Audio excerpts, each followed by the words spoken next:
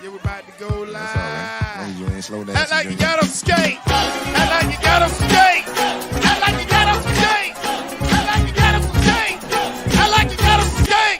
Go live, I'm finna go live. Go live, I'm finna go live.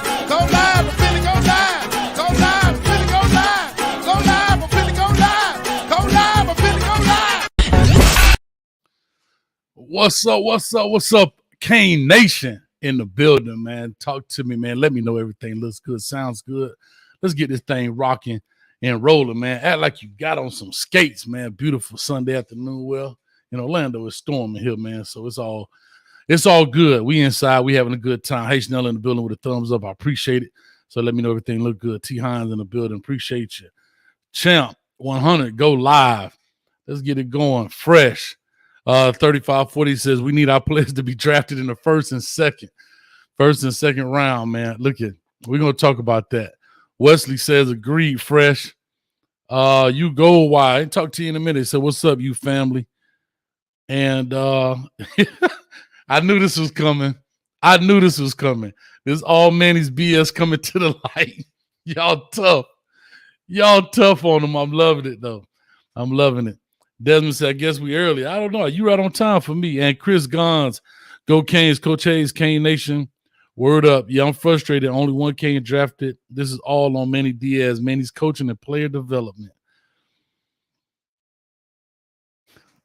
Bro, it's tough. I ain't gonna lie. When I talk about tough, man, I'm looking at people like, Ohio State, Alabama, even Florida. Oh, boys. Oh, my God. Like this. Even when we were on our down years, we still was getting cats in the league. Like, not this undrafted free agent, right? It's a blessing. Don't get me wrong. That's a blessing that they get an opportunity. But we talking about drafted players, right? Undrafted free agents, basically you truly out there on a tryout. You know what I mean? So you really got to wow those guys when it comes down to it. You look at like Phillips and those guys, and I'm like, golly. But anyway, I'm going to have a guest on here. I tell y'all now, my man Street is supposed to be on here, but always late, boy. I tell you, always late. That's why I was trying to hold on. But anyway. Me, JR says, Coach, your internet was on Manny Diaz quality the other day. Yeah, it was in bad shape, boy. It was in bad shape. The internet was fine. The sound kept going out. I don't know what it is. But anyway, Fred Langston says, yo, what's good, Coach Hayes? Hope you and yours are well. Come on, Coach. Are you really that surprised about the Canes in the draft? The only thing that surprised me was he got drafted and not Rambo. Oh, so here's what I'm going to say about the draft. I know, Coach, I've been a real advocate about defensive ends, okay? Defensive ends, of huge advocate talking about how defensive ends, and you can see the game is changing. Look at it. I think I looked at the first round. I want to say maybe 8 defensive ends were picked the first round. That's not including D tackles. So the defensive line is huge right there. You know what I mean? And then you start looking at cornerbacks. If you notice, they're picking these defensive linemen because you're trying to get guys. So I want you guys to understand this layout. You are trying to get defensive ends and defensive linemen who can affect the quarterback without you blitzing, right? It's becoming a passing league. It is a passing league. It's not becoming a passing league. It is a passing league. And so what happens is, how can I get 4 people to beat 5? In essence, without having to blitz an extra guy, bring other people in the box. That way, if I only have 4 down linemen and they can affect the quarterback, I can drop 8 in coverage against 5 wide receivers. That is where the draft is headed, in my honest and what I believe true opinion. And D tackles as well, right? Aaron Donald has changed the game. The 3 technique is the new defensive end. The true outside linebacker, if you notice, they're starting to call them edge players, right? The edge rushers, not necessarily the outside linebacker. Can you be an edge rusher? All right. So that's the difference. Can you affect the quarterback with 4, and that way you can put 8 out in cover? Oh, I'm sorry, 7 in cover. I'm talking about somebody got to do his math around here. But if you can put 7 out in coverage against those 5, that gives you the possibilities and opportunities to start double covering, because these wide receivers are getting good. If you also notice, they started draft not a lot of safeties, but they started drafting a lot of cornerbacks. Why is that? Now, if I can double up with the safety and maybe help out that striker or linebacker or star, or whatever you want to call them, the nickel back with the safety, I can man up with the corners outside. That is huge, man. You know, that is where this is going. And so that's why these defensive ends are starting to get $100 million contracts. Why is that? Because they can single-handedly affect the game, i.e. J.J. Watt. What's my man with the glasses? Come on, man. That was at Denver. With the right on commercial. Golly, I can't think of his name, but Aaron Donald, those kind of guys. We can go all the way back to Elvis Dumervil, right? Those type of guys affect J.J. Watt. Those guys affect the game. Bosa, Von Miller. Thank you, champ. Von Miller. All right. And so those, like I said, the quarterback is huge. And then it was shocking, which it goes to show you wasn't a lot of quarterbacks out this year. Kenny Pickett from Pittsburgh was the only one picked, I believe, in the second round. I don't think it was one in the first round. That's pretty much unheard of, that you don't get a quarterback in the first round. So that's tough. That's tough right there. I don't know what my dog is. Somebody say he on CP time. Yep. There's Wilcox in the building. Manny was the problem. Big bus into disaster head coach. Oh, a bus. Okay, I get you. I see what you did there. I like that. All right. I'm sorry. Well, Pickett was 17th overall. I apologize. But anyhow, Sam Howell gets off the board. He goes in and everything else. Now, a lot of people are surprised about Charleston Rambo. And with Charleston Rambo, I have to say this. He did great for us. But are they willing to pay big money for that, right? And as you see, receivers are becoming a dime a dozen now in the NFL, right? There are a few elite guys, but they're becoming a dime a dozen. So it's relatively, how do I say this? You can get those guys at any turn. Catching the ball is easier. Again, guys are not getting hit. You know, the days of the Jerry Rice, that stuff is done. So this game has changed tremendously, man. I don't know where this dude is. I'm about to just start taking some calls because I want to hear your thoughts. Before I get started, we already got 93 in the building. I appreciate it. You guys check out my man right here, Alex Tabio from Certified Home Loans, who sponsors this show. Thank him very much. I always want to give him his shout out. Does an excellent job when it comes to home financing. If you're going to be a first home time buyer, VA loans, refinancing, holler at him. Give him a call. It is free. All right.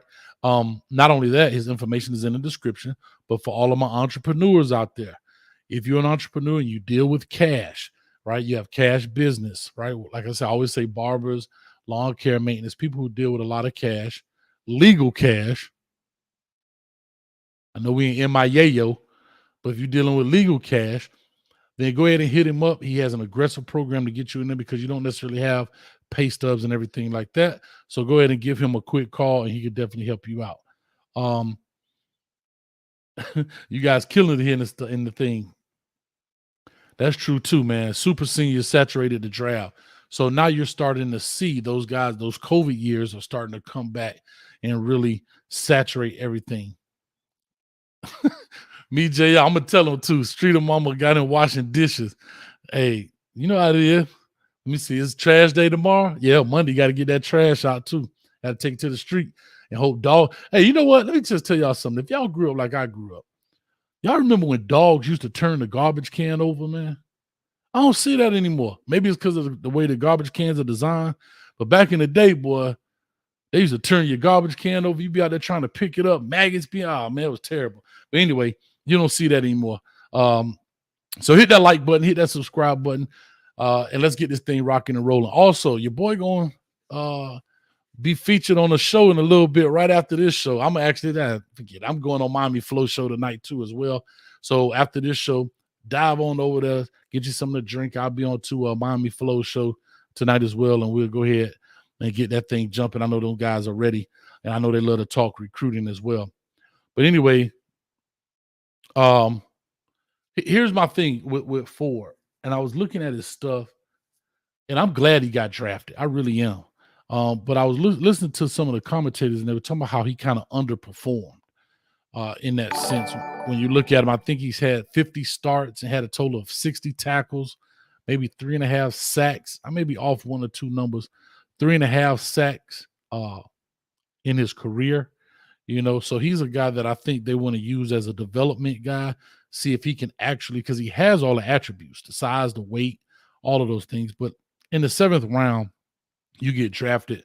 But to those guys, those owners, that's not a big deal. It's worth bringing you in. It's a little bit of money. And, you can see if that'll work out. King of Battle says he had a pellet gun for that. Man, let me tell you, boy, a pellet gun had a police at your house. Oregon Kane, street at Tootsies. He might be, man. Ain't no telling, man. I appreciate that $1.99. Thank you so much. Now you have to worry about somebody said now you have to worry about the iguanas. Lord, the iguanas out there now. I know the iguanas was bad over there by the canals, but I didn't know they were tearing up people's garbage. But anyway, this Wilcox back in the building. UGA had 15. Miami had 17 draft pick in 1 year. Oh, my God. Them ain't it. Listen, and let's talk about this part, too. This is another thing. I get the dress in peace, and I understand, these guys. But my man Garrett Wilson with the pearls. No, listen, I understand you want to express yourself, but Garrett Wilson from Ohio State, my man had pearls on in the brooch, man. The AKAs was going off on him because, that's their symbol, the little pearl. You cross over, you get your pearl. Them AKAs hot with that dude, man.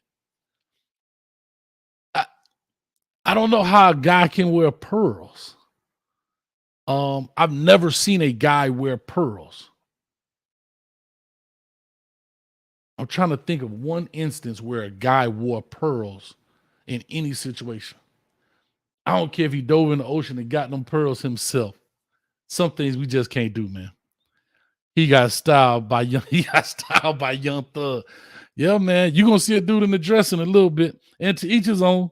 I just wish our guys would stop buying 2 suits and cut the sleeve off of the red one and put it on the sleeve of the black one and do the same thing with the pant. It look gaudy, man. That's just my opinion. Man. Go if you want to go get it done. Stop letting Miss Mary sew your stuff up. Oh, Miss Mary around the corner know how to sew? Oh, she can make me a suit for my draft day. Some of us, boy, we tripping, bro. We tripping. Dudes are King Kyle in the building said dudes already in dresses. Hey, man.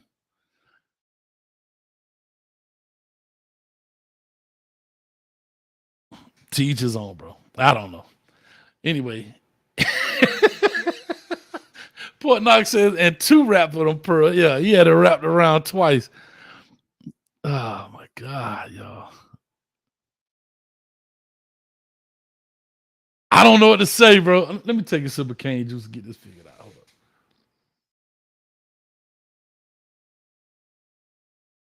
up. That thing went down smooth.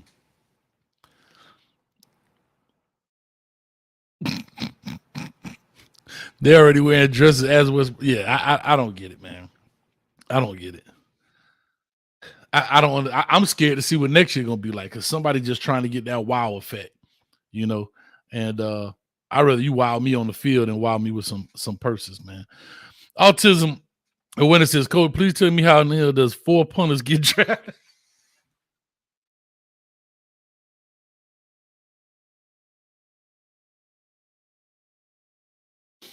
I'm gonna open up this phone line, man. Let's see if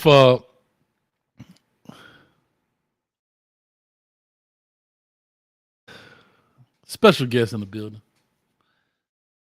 I don't know what's going on here. I have no idea.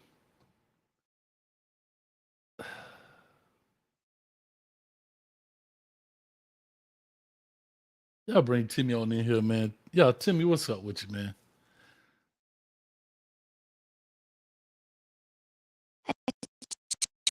Tried my best, Coach. You tried your best, dog. You tried your best. Now get on out of here with that foolishness. I don't know how 4 punters go before we get a guy in the building, man. And what's shocking is you still couldn't have told me that those guys weren't going to go. You know what I mean? You still weren't going to tell me that we weren't going to get a late 6, 7. I said, I remember talking about Rambo saying he was a 6th round guy, maybe a late 5th, but not at all. That's terrible, man. I don't know. I have not a clue what's happening. I hope to God we can get this thing turned around, and people got this whole deal about Mario Cristobal and Oregon. When he was in Oregon, this draft class only had one guy go. I think the defensive end, number 5, I forget his name, Thibodeau goes. But Oregon still had players, but they don't have the legacy in the football game like Miami had, where we put 6, 7 in the first round. Like, you know what I mean? First 2 rounds, it's orange and green everywhere. Everywhere.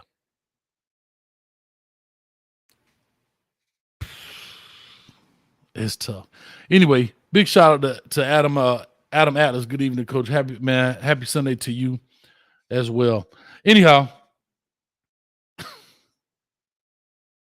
so now we really see why coaches has been so active in the portal. And I want to talk about it. The reason I'm trying to hold this conversation, I don't know where this dude at, but I want to hold this conversation because I want to talk about some players. And I think Streeter is the perfect person to talk to about this because he had the opportunity to go to these practices every day. So I want to talk to him about this. But anyhow, I'm going to open up these phone lines. Let's get this thing rocking. Let me see if I can find the button for it. Here we go. 321-328-8235. Until he comes in, take some phone calls. I want to hear your thoughts about the draft. What do you think is going to happen here in the future? And does that even affect recruiting, right? Not getting guys in the draft, per se. And think about it. Some of our top players like Anna Rambo, Phillips, those guys. What's the other cat name? Jesus Christ, y'all. I can't think of I'm on the yeah. Coach been going through a lot. Bubba Bolden. Thank you, IMAX. I don't know what I'm talking about today. Bubba Bolden. Even Bubba Bolden not get, an undrafted deal, man. That's tough. You know what I mean? That's tough.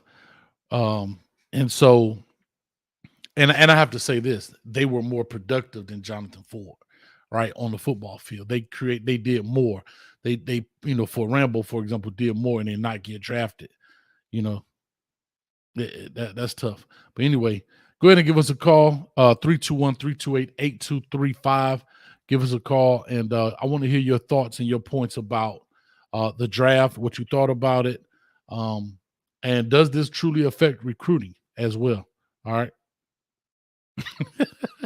So he's treating up putting his Beijing on. That boy that with the little card. He got a Steve Harvey, man. But anyway, phone line is open. Go ahead and give us a call. Well, before I even finish, here we go. We already got us a call in. 904 area code. Talk to me, man. What's your thoughts about the draft, the Canes, and does it affect recruiting? What's up, Coach Hayes, Studio One Live here. Listen, I said this for a while that this is ever since 1984. I'm going to take these guys on the history lesson. We've been racially identified since. Remember that year we went in and played Penn State, came off the plane in fatigues.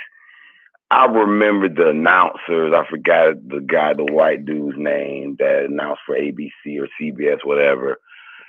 They made a comment like, what are these guys doing? It's not called for. Ever since then, they hated Miami. They treated Miami like and I'm gonna be honest, they treat us like the nigger school. If you rooted for Miami, you a nigga. Excuse my French, but it's real. And if you rooted for Miami, you got pushed in that column of, remember Luke and them getting sued for and banned. You remember that little whole thing where they banned Luke. Banned in the USC. We got associated with that. Miami was all grouped in that, and they hate us. They hate us for it, bro. And you could see ESPN do this constantly. they'll show our highlights where we get embarrassed 1,000 times. But if we doing good, they barely show it. I remember one time, hold on, Kay, I'm going to let you get in. I remember one time I'm waiting on Miami to score to come across the ticker. They wouldn't show the score. They'll show everybody else score 5 times, but they wouldn't show our score. I said, boy, ESPN, boy, they don't see what I see. But I've been watching the game for 30 years, and they hate Miami. So with the draft, I've been watching over years, they underdraft us. If you ain't that beast, they gonna underdraft you and make you work harder to earn yourself in the league instead of getting that free money off the rip. And what do you think about that? All right, so I'm gonna go back a couple of ways here, studio. I believe there's some truth to the bad boy image of us going against the grain. You can say the fatigues and all of that stuff. You know, one thing I've realized, and you always hear this, oh, you got to play this game with class and blah, blah, blah. And I've always said this. I cannot put my finger on it, but if you're from the crib, you understand this. You understand the swag, you understand the confidence, you understand. I can't say exactly why that is or what it is, but you have it. Even in the recruiting world, and a lot of people don't realize this, even way back to Steve Spurrier days at Florida, he really didn't come past West Palm Beach, only for a few players. And I'm going way back here, back with Red Anderson, when he was at Carroll City Senior High School and ended up getting a job up there at Florida. They would come get a couple of kids. But University of Florida rarely came past West Palm Beach because of the persona, right? So I'm trying to walk through all the things that you said, trying, as they say now in the media world, unpack everything that you just said.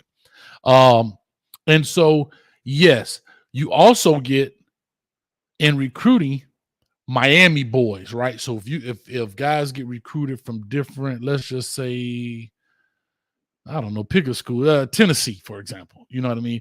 We can't get too many Miami boys because you have a certain persona. So yeah, we do get labeled in a certain way. But here's what I'm gonna kind of differ with you about I'm gonna say that last because that was the last piece you talked about. College football understands that Miami is good for college football, right? ESPN. Think about this. When De'Aaron King came, what do we have? 4 of the games of the week, the Home Depot games. Like they're always trying to give us the benefit of the doubt. The thing is, we just haven't lived up to it. You understand? We're always getting those big time games when I'm gonna have to say this as a Cane fan, we don't deserve them. In essence, right? Because we haven't produced. We have not produced as a unit, regardless of his administration, coaches, whatever. At the end of the day, this is about wins and losses. This is about wins and losses. I disagree, Coach. You know why? Mm-hmm. We do deserve it because the Miami fan base, the persona, that image, we had to work for that. And you know why they give us those games? Because we're going to sell out. We're going to sell out nationally. Everybody want to see us. I know, and that's my point. But that don't take away from the fact that ESPN, the media, hates us and will love to shame us any chance they get. I wouldn't doubt it, but we make the money. Yeah, but we shame ourselves. We're in a battle with Duke. We got to lateral the ball 35 times in a Duke game. We lose to FIU. We lose to La Tech. We set records on the upside, but we also set a lot of records on the bad side. You understand what I'm saying? So I get where you're coming from, but we gotta. And here's the deal, right? In the words of Janet Jackson, "What have you done for me lately?" This is about selling tickets. Nobody's gonna keep giving you anything because you did something 20 years ago. But they still happen to do that. Now, let me go ahead because I want to press this on because we're getting a lot of calls. The next piece I'm pressing on to is the draft. Again, you have to produce. Let's be honest. Who in our draft class and let's take the fandom out of it. Who are what we have 4 or 5 guys I think eligible that were really supposed to be, that was really top-notch guys. And I'm not saying everybody got drafted was top. No, I'm not saying that. But you also have to remember this too. Once you set the bar up here, studio, now everybody that comes out these universities, that's who they're expecting, that caliber of player. Once you bring out an Andre Johnson, a Santana Moss, these type of players, that's what they're expecting to see. And I'm sorry to say this, as much as I love Charleston Rambo, he didn't meet the caliber of any one of these players that's been drafted in the past. Would you agree or disagree with that? Well, this is the only part I would say. And it seems like it's a copycat league. Let's be honest. Some of these NFL execs seems to not know what they're doing, because they'll basically pick their drafts based on the performance of the team. If you did have a great year, they're going to pluck off your team. Let's be honest. That many Georgia team players did not deserve to get drafted. I think Georgia wasn't that good. I think they benefited off of more of a down Bama team, worst Bama team they done had. Bama had in 10 years, and it's coming off a COVID year where all the teams weren't just fully loaded right now. So it looks good, but for example, remember Rousseau? Before he went out, he was supposed to be a first-round pick. He had 17 sacks, almost more than Chase Young, and he only played half a year. He was supposed to be a first-round draft pick. He sits out a year, and all of a sudden, Phillips is the better draft pick, and he should be picked first. And he slid in the draft. I said, whoever the GM is who let Rousseau slip before Phillips and thinks Phillips is going to be a better player than Rousseau, they drinking juice. They're an idiot. And I've seen it over and over where our players don't get drafted, but they're starting in the league right now. I can agree with that to an extent, but it's like anything else. Everybody's going to pick fruit from the tree that bears the most fruit. Bro, you're going to tell me a team like Georgia, as great as their defense was now, you're going to tell me those guys don't deserve to be drafted? We can still say Alabama was down, but you have to understand what down means. Again, and you just proved my point about once the bar goes up, it never goes down. When you saw Alabama at 1,000 and now they're at 999, we're saying that's a down year when everybody else is still playing at 100. Like, okay, so last point, I'm going to let the calls go in, Coach. Hey, listen, I'm not saying Georgia players didn't deserve to get drafted. They had a way better squad than us. And I agree, they should have had more players drafted than us. But when I look at some of these players that got drafted, it's apparent to me that they say, all right, Miami had a bad year. We ain't got to draft none of them. If they make it through the free agency, fine. But come on, bro. Just go back and look at some of them draft picks. I know Rambo. I would have took Harley before half of them receivers. You sure about that? I'm sure about it. Go back and look at them. Bro, there's a few of them that, Olave. There's a few of them now. But go back and look at those receivers. Studio.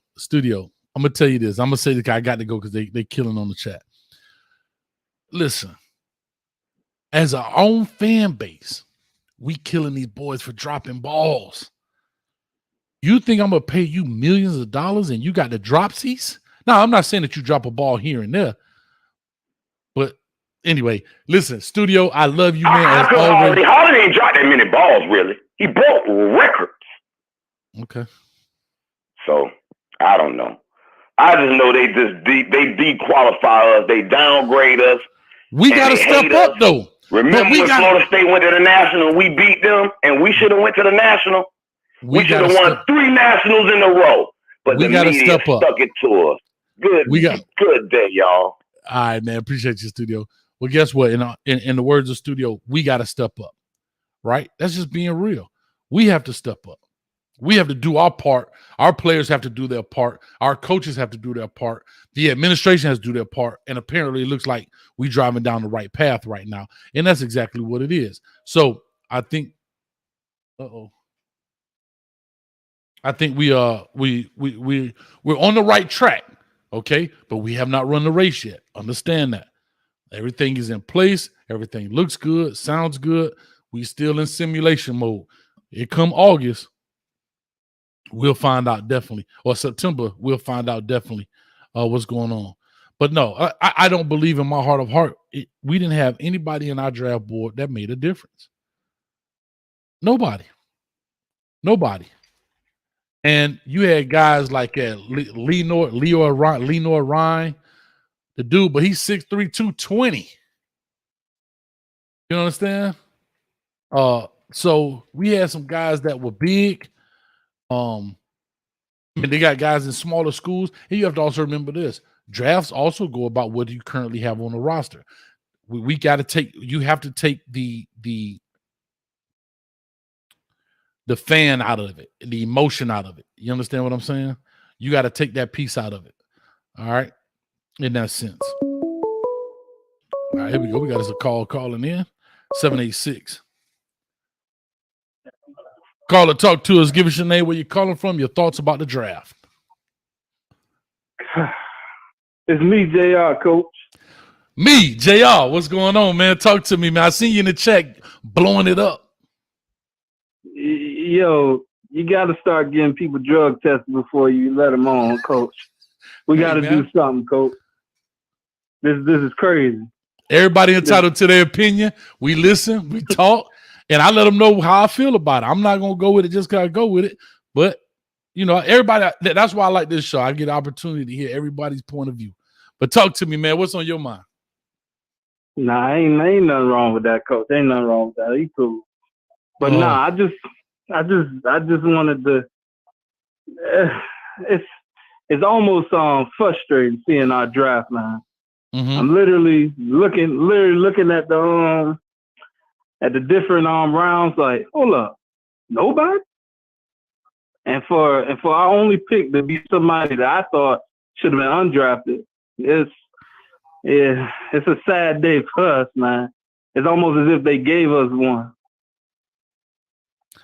It felt that way. It felt because of, and this is no slight to Ford, but out of the guys we had, Ford gets the opportunity. Now, favor's not fair. I get it, right? That was a need and maybe wish they had. Then that's what happens in 6th and 7th round picks, right? That's what happens to guys that late. You know what I mean?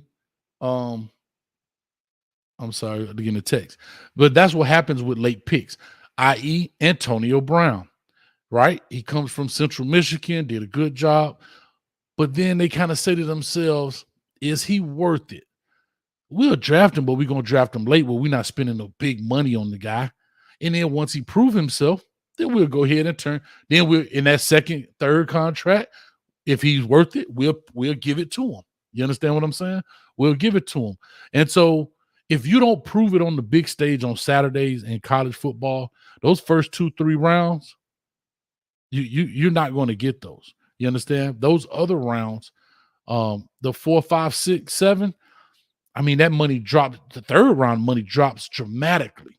You understand? And these guys are billionaires. So they're going to draft guys, see if they work out, and you'll see cats getting cut off.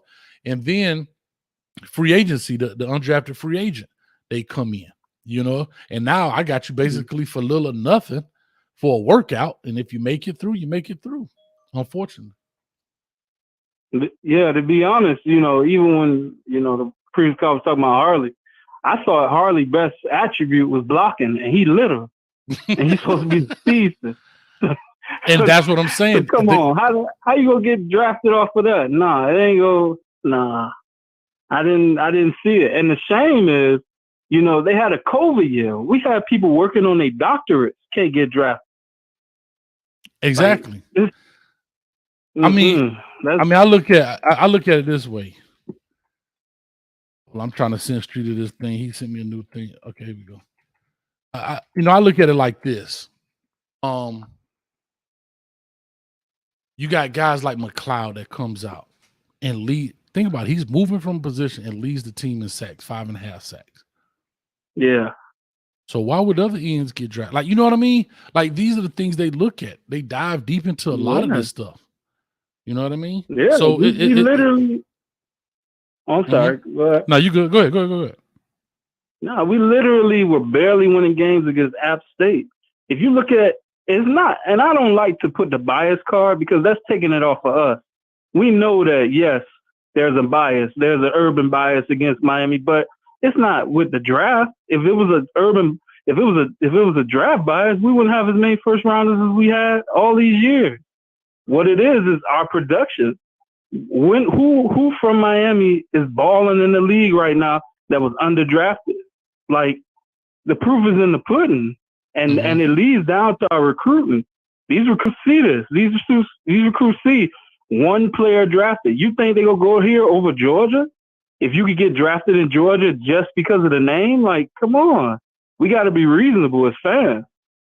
The only reason I say, well, fans ain't gonna be reasonable, so it is what it is.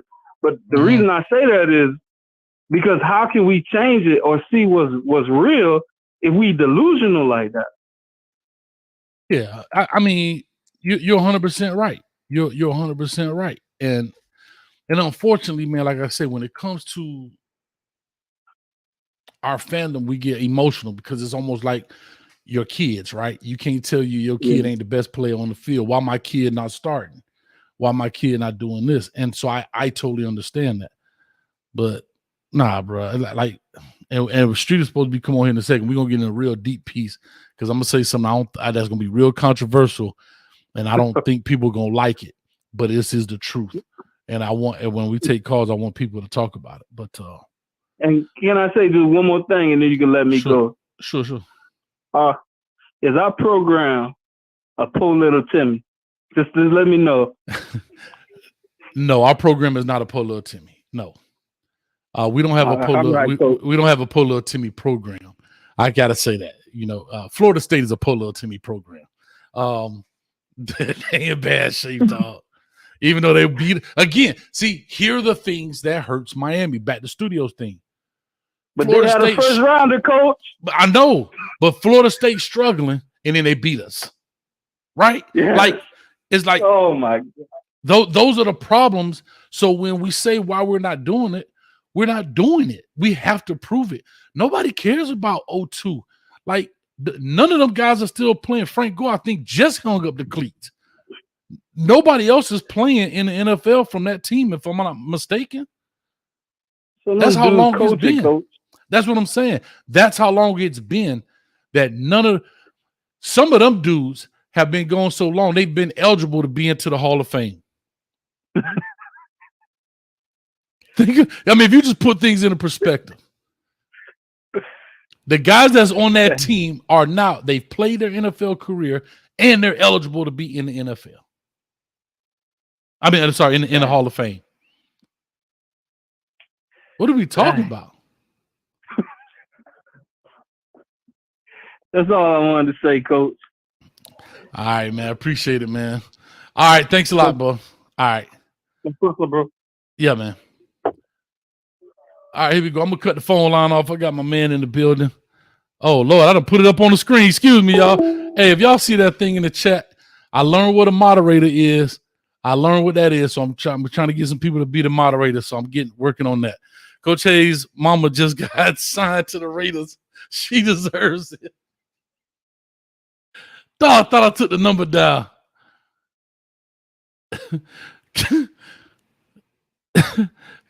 Streeter, man, that's messed up, bro. Why you always talking about my mama, dog? Put them in the comment section and I'm in the back room, boy. We everywhere, boy. Hold up, man.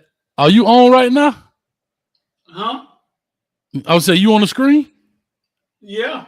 Well, I can see me. You can't see me. I done got the poor little Timmy draft dog on internet going on around here, man. Yeah, I just see myself on the screen, so I don't know what's going on. You froze. You froze. I can see me, but I think you froze. Hold on. Let's see. I'm good now. I don't see. Look on the screen.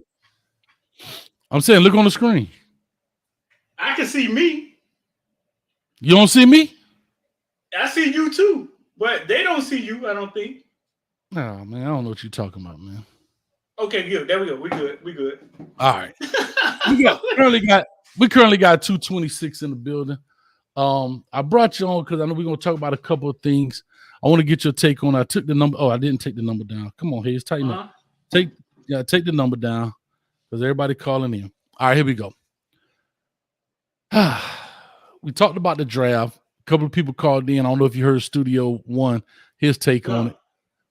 But he pretty much was just talking about. He pretty much was talking about the they hate us. The college football hates us. They don't draft us. All these type of things. I don't want to. I want to paraphrase it, but I basically kind of disagreed in the most part, and said we got a ball. If you want to be drafted, you got a ball. And he was saying like how the Hurricane, not the Hurricane, but like Alabama, Ohio State. They picking from all these good teams, but that's what people typically do. You know what? Like, think about it. With me and you was the captain of the kickball team and everybody from PE was out there, I'm going to pick the best athlete to be on my team first. And poor little Timmy going to get picked last. That's just what it is. You know what I mean? So let me ask you, what's your take on the draft? How you look at it? From what standpoint? What are we talking about? Well, we only had we had Jon Ford in the draft.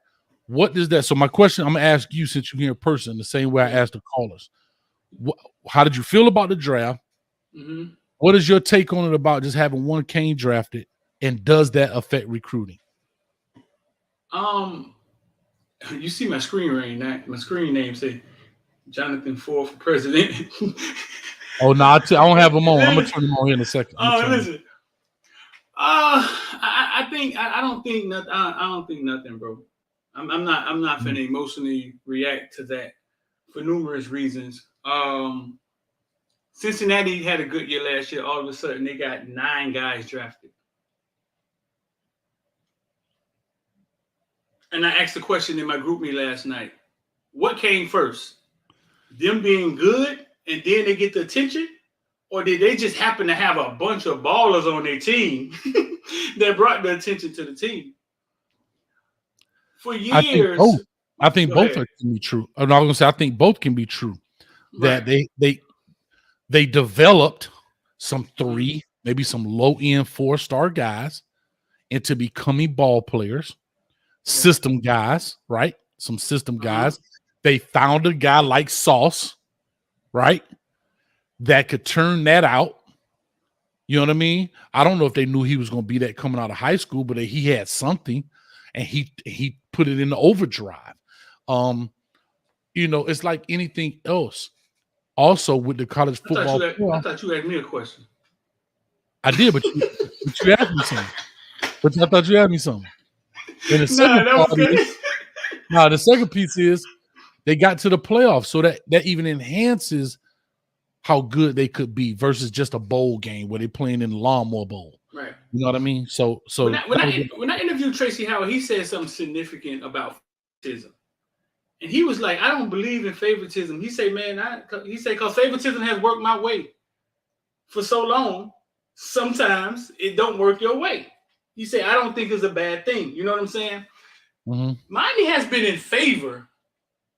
Miami track record from the past has had them in favor for years when it came to the draft or getting picked up from the draft. Like if you, like our kids, even if they don't get drafted, right?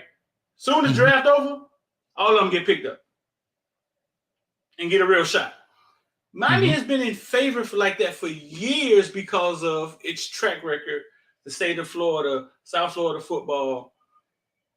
Dog, how long do y'all think we were going to be mediocre and the shit downsliding before it started looking weird? It started looking weird the other year when we only had 3 drafted, and they got drafted like in the 5th, 6th, and the 7th. Remember that with Shaquille Quarterman now? Mm-hmm. We just been for 15 years. We just been downsliding.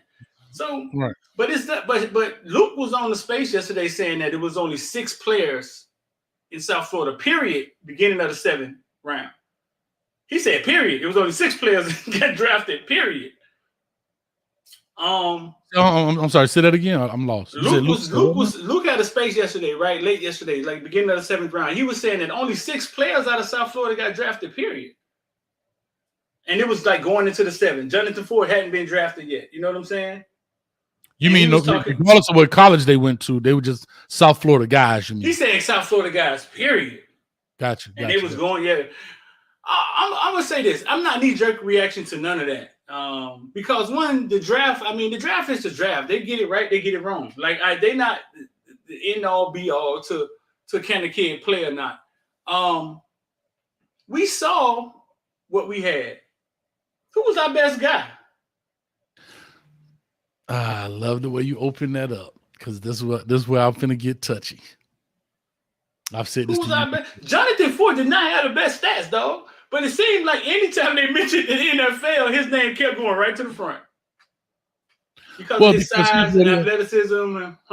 Right. No, I was saying you just took the words of my mouth because he fits the prototypical sheet, right? Mm-hmm. And I said this earlier for you guys. I don't know if you heard it. Even though as much as Charleston Rambo did for the Miami Hurricanes, and I'm gonna salute him and thank him, but he didn't do anything that was extraordinary. He caught some great balls. But he wasn't mesmerizing out there, right? He didn't. It was a new connection with him and TVD, and oh wow, thank you Hurricane. But we're looking at it in a vacuum of Miami Hurricanes, not in the whole thing of college football. If you looked at him versus college football, did he break a few records though? He broke a few. He may have, right? Yeah, he may have, but still, you have to look at optically. Remember, a lot of people do things optically, right? A lot of these GMs and these owners and all of this stuff, it's what it looks like from an optic standpoint, and that's huge right now in the draft deals. So that's that, man. But let me ask you the last piece. But who's the best guy though? Who was the best? Who was our best? Like, who was our best, like, offer to the draft? Like, who did we think we're going to get drafted? Bubba Bolden led us in tackles a year ago.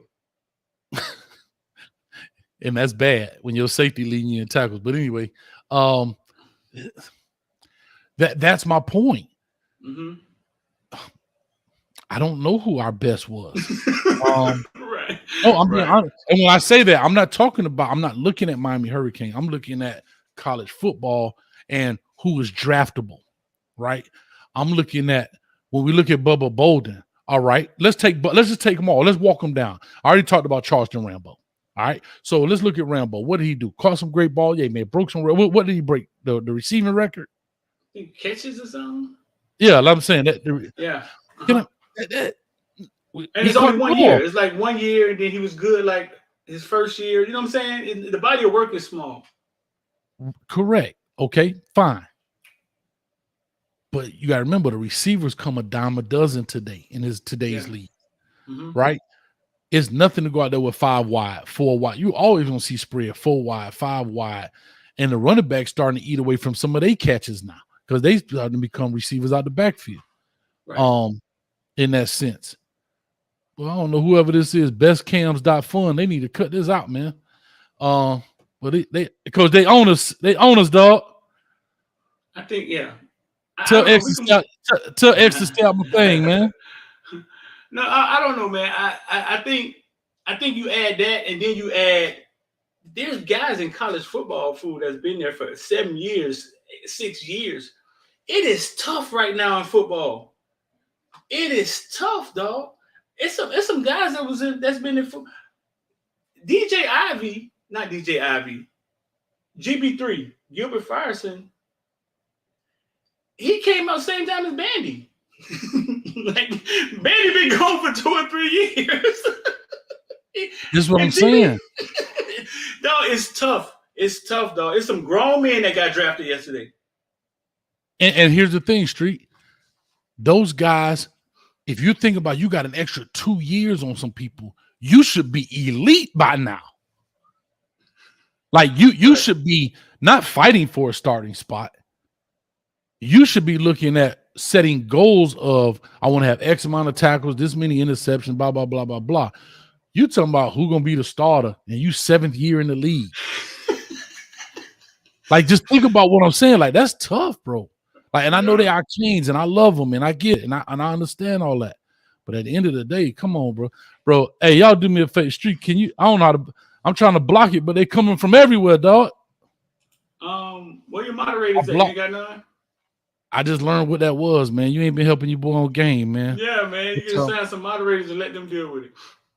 Yeah. So I tried to put Hey Chanel and I guess I'm gonna make her a moderator, but I think I need to have an email address or something. I don't know. We'll talk about that after. No, you can click right on it. Click right on her and just make her a moderator. I'll click on her. Click on her. Hey Chanel, leave a comment. Hey Chanel, leave a comment so I can click on you because her comment way back. So anyhow, so we're gonna talk about this piece because I'm going to really I'm gonna say something that we talked about before, but I want to go into the next piece. Recruiting. Do you think that hurts recruiting? No, because I mean, no. I mean, what we have in recruiting right now is a Gatling gun, and I think that is what we needed in recruiting.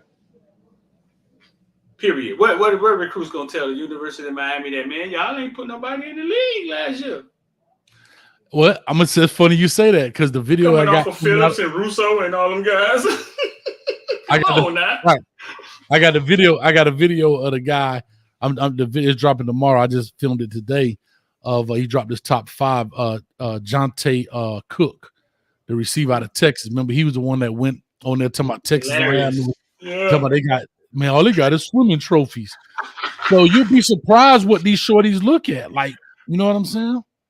And then here's the hype. I think he's pretty sharp. I think he's really sharp, like social media sharp. I don't think he can. I think he's savvy with you know what I'm saying? He may be, but we're talking about the other guys that may be looking at it. You know what I mean? When they say it. So him in particular, he may have said that for his 15 minutes of fame and get on ESPN and woo. But them other guys, like, because you know how it is, as soon as something go viral, everybody thinking the same thing. Oh, somebody else did it? No, but you know, I'm just saying their mind thought they would be, well, cool. Where y'all trophies at? Y'all ain't got no trophies. He dropped his 5. What was his 5? Michigan, Jackson State, Texas, Texas A&M, and Florida. Jackson State? Yeah, he put Jackson State in there. Listen, people laughing. You ain't see your boy. Hey, you ain't see your boy Travis Hunter on a private jet, right? With his son. They were out there playing cornhole with the CEO of Aflac. Deion Sanders put him on a private jet. They out there throwing bean bags in the hole with the CEO of Aflac. You know, so hey, it is what it is. But so let's do this. I don't think it hurt though. I don't think it hurt. I don't think it hurt recruiting, bro. I think I don't either. I don't either. Now we go next year.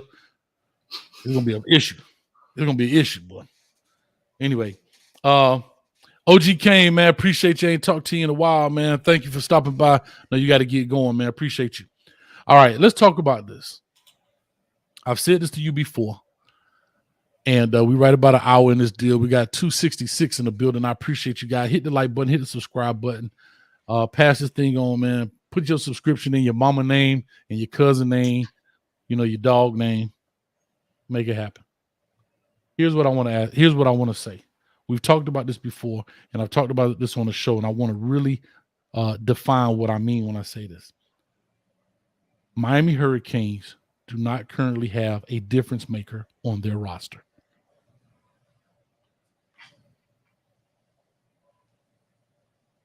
I know y'all gonna blow me up, but let me go ahead and define what a difference maker is versus a game changer. People are trying to intertwine these two words, and there's a difference. A difference maker is an individual at any given time can turn that thing out individually, i.e. Johnny Manziel, Lamar Jackson, Devontae Smith, okay?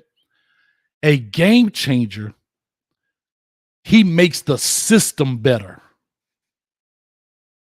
I just want to make sure I'm clear with that, what I mean when I define these. The difference maker means that once the ball is in his hand, ain't no more system. Peter Ward, yak yardage, making people miss, all that kind of stuff. Game changers enhance the system, i.e. Tom Brady. The system, and he's going to magnify the system. Right now, TVD magnified our system. When he came in, things just got better. Does that make sense? What I'm saying? Hopefully, this all makes sense. I'm yes or no? you. Okay. So in my eyes, we have some game changers, but we don't have a difference maker right now on our roster. I don't think there's one guy on our roster that wows me. Now, remember, this is not a slight to say that they're bad players. They're very, very, very good players and elite players. Just because you're not a difference maker doesn't mean you're not an elite player. But you know, the Honey Badger, like stuff just happens, dog. Like he go make a tackle and somehow he come out of there with the football. You get what I'm saying? Well, the closest we have to that is what, James? Like just somebody who's just always in the right place or always, you know. I think that's the closest we have to it. Yeah, but that's a game changer. He's enhancing the system, right? He enhanced the system, the plays. He magnifies it. But what I'm talking about, prime example, Shannon Sharp just had a thing on there with DC Young Fly. Did an interview with DC Young Fly, and he was talking about a star and a superstar. Right. That's the same difference to me. Yeah. You can have stars and not superstars. And I'm not into basketball, so I don't really know. I'm following you. We talked about this. I'm following you. Yeah, we talked about this. But the reason I brought that up because I said this on previous shows, and people are like, well, I like the word game changer better. And I'm like, no, there's two different. And me and you have a mutual friend that I spoke to about this for a long time as well. And I really sat down and thought about how to really define the two terms. And that's where I am. I need in the chat right now somebody to tell me who is the difference maker on our team. Can I tell you going forward? Potential difference. I think we have a few potential that could emerge. You know what I'm saying? All right, talk to me. No, I do. I think I see how comfortable James is in the interviews and how he's accepted. I'm the man in the room. I think he can be that, and I think TVD, who stepped it up and put some space. I think one of them can emerge. I've seen James in high school keep his team in the game versus St. Thomas, like alone in one half, like 2 interceptions, a strip phone. You know what I'm saying? So I think I see the confidence in him when we talk to him now. He's accepted the challenge. I think he can emerge into what you're saying. But what you're saying, all teams don't have, bro. You're talking about something that you're talking about these 1% guys, like these. Yeah. So most of and that 1%, and that 1% is in the football playoffs. That's what I'm saying. That's what I'm trying to say. Ohio State got 1,000 of them. Like Cincinnati have one? I think Sauce was. And again, so? I think what helped them is strength of schedule. I think development helped them. I think that, but see, and they go hand in hand. Don't get me wrong. Like, it goes to show, like, when you have a guy, here's an easy way to define it. If you're a defensive coordinator right now, Streeter, you're a defensive coordinator right now, Streeter. Mm-hmm. Who do you say can't beat us? Who's the number one player on our offense right now? On offense? Who scares you to say, oh, God, we're going to get hurt? He could hurt us. TVD, I guess it has to be like TVD can't beat us. We got to stop them from throwing the ball. But I don't think anybody fear him yet. That's my point. I'm talking about fear them. Well, I don't know. Them numbers he put up in the second half of that season, though, might cause a little fear. You don't think so? Nah. When you look at a team, like prime example, when I keep going back to Alabama, Devontae Smith, you knew you had to find a way to stop that dude. And Sarkisian, to his point and to his brilliance, he said, I know they're gonna try and double him, but I know they ain't thought about if I put him in the backfield and the Mike linebacker got to cover him. What defense do y'all have set? Did y'all practice for this? That's cheating.